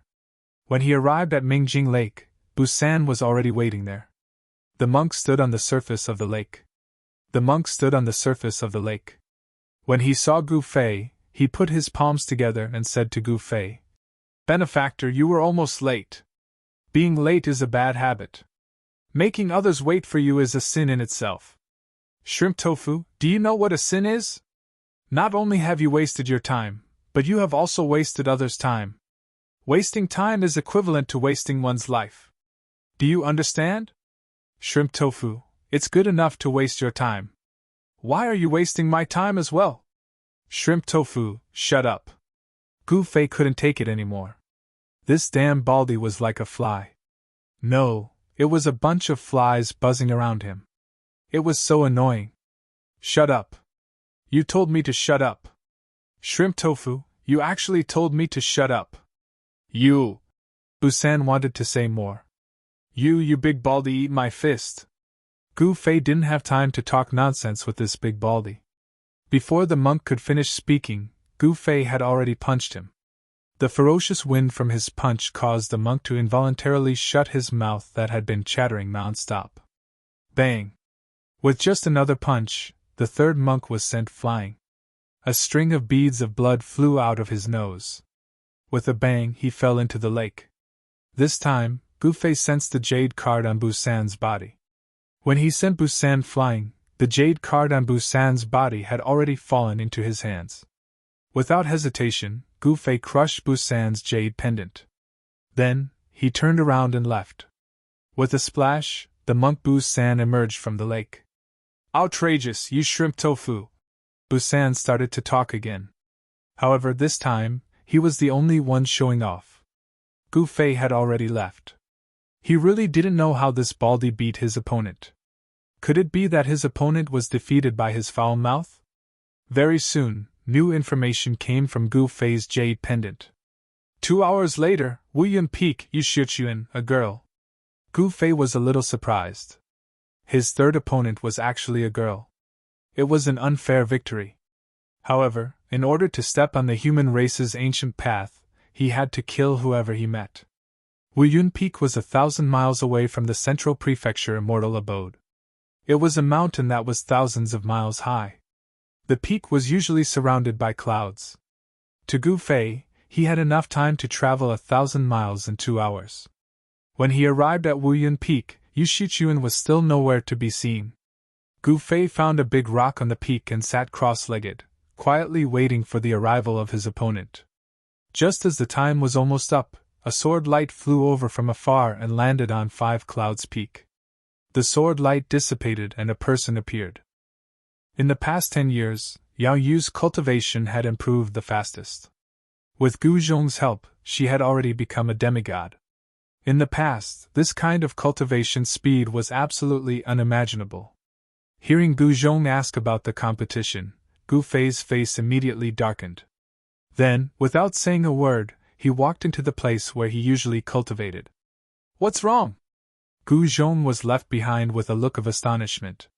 Seeing his master's expression, Gu Sheng knew that something was wrong. He didn't dare to disturb his master when he was angry. Logically speaking, master shouldn't have lost. Just what could have made master so unhappy?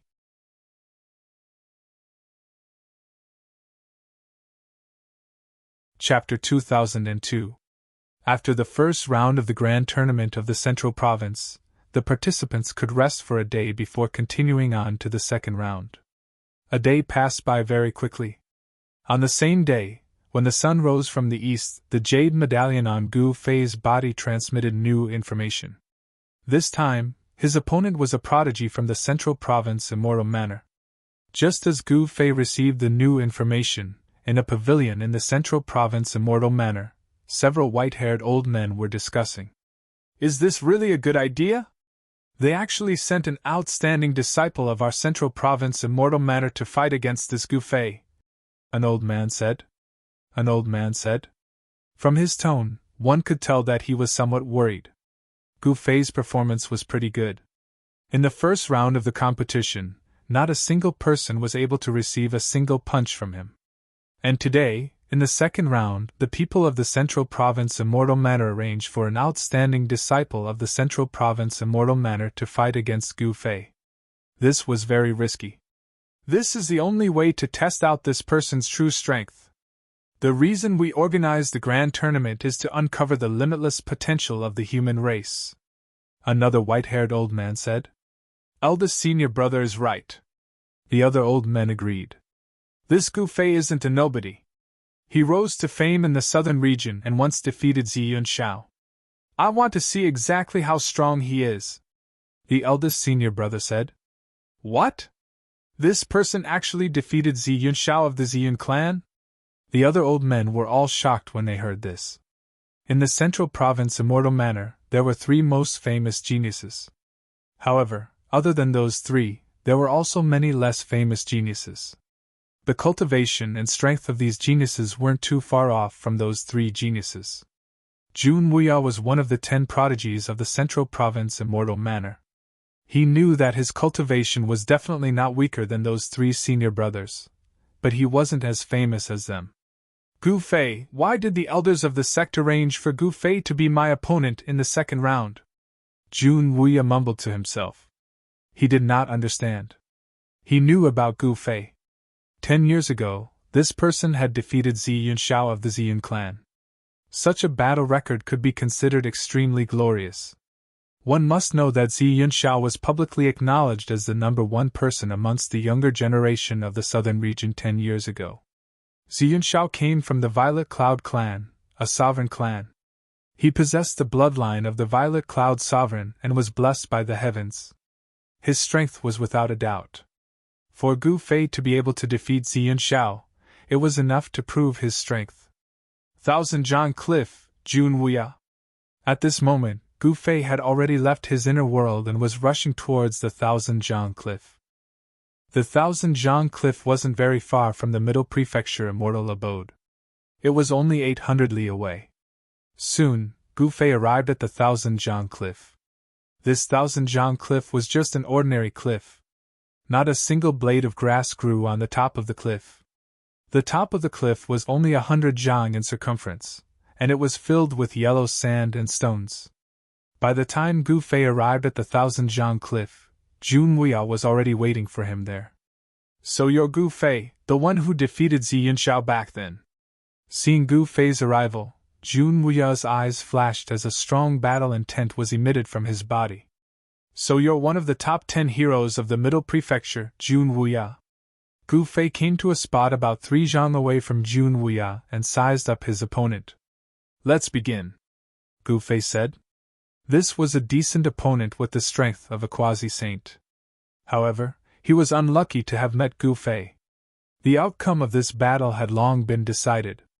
There was no suspense in the following battle. Jun Wuya still couldn't withstand a single punch from Gu Fei. Jun Wuya was defeated. Thoroughly defeated. He was thrown off the Thousand Zhang Cliff by a single punch from Gu Fei. Gu Fei did not kill Jun Wuya. Jun Wuya was only injured but not killed. It's still one move. The few elders of the Middle Prefecture Immortal Mansion were shocked by Gu Fei's methods. From the dazzling light mirror, they could clearly see every move Gu Fei made when he defeated Jun Wuya on the Thousand John Cliff. How is this possible? Jun Wuya is one of the top 10 heroes of our Middle Prefecture Immortal Mansion. Jun Wuya was defeated by Gu Fei with a single punch. The few elders of the Middle Prefecture Immortal Mansion in the pavilion were dumbfounded. They couldn't believe that Gu Fei's battle strength was too strong. Who could defeat Jun Wuya with a single move? Gu Fei did it. Soon, the news of Gu Fei defeating Jun Wuya with a single move spread throughout the entire Middle Prefecture Immortal Mansion. The entire Middle Prefecture Immortal Mansion was shaken. Even the old Immortal Mansion master, who had been indifferent for many years, was shocked. The initiative of the Central Province Grand Tournament was in the hands of the Central Province Immortal Mansion. They could decide who would fight whom and where the fights would take place. Arrange for one of the three to fight Gu Fei. The old Immortal Mansion master personally oversaw the competition pavilion. Yes. The few elders immediately got busy. Those who could attract the attention of the elders were the absolute minority in the grand competition. The elders couldn't be bothered to pay attention to the others, and left them to their disciples to deal with. What a pity! I thought the top 10 heroes of our Middle Prefecture Immortal Mansion would be on the list. The old Immortal Mansion master let out a long sigh. A defeat was a defeat.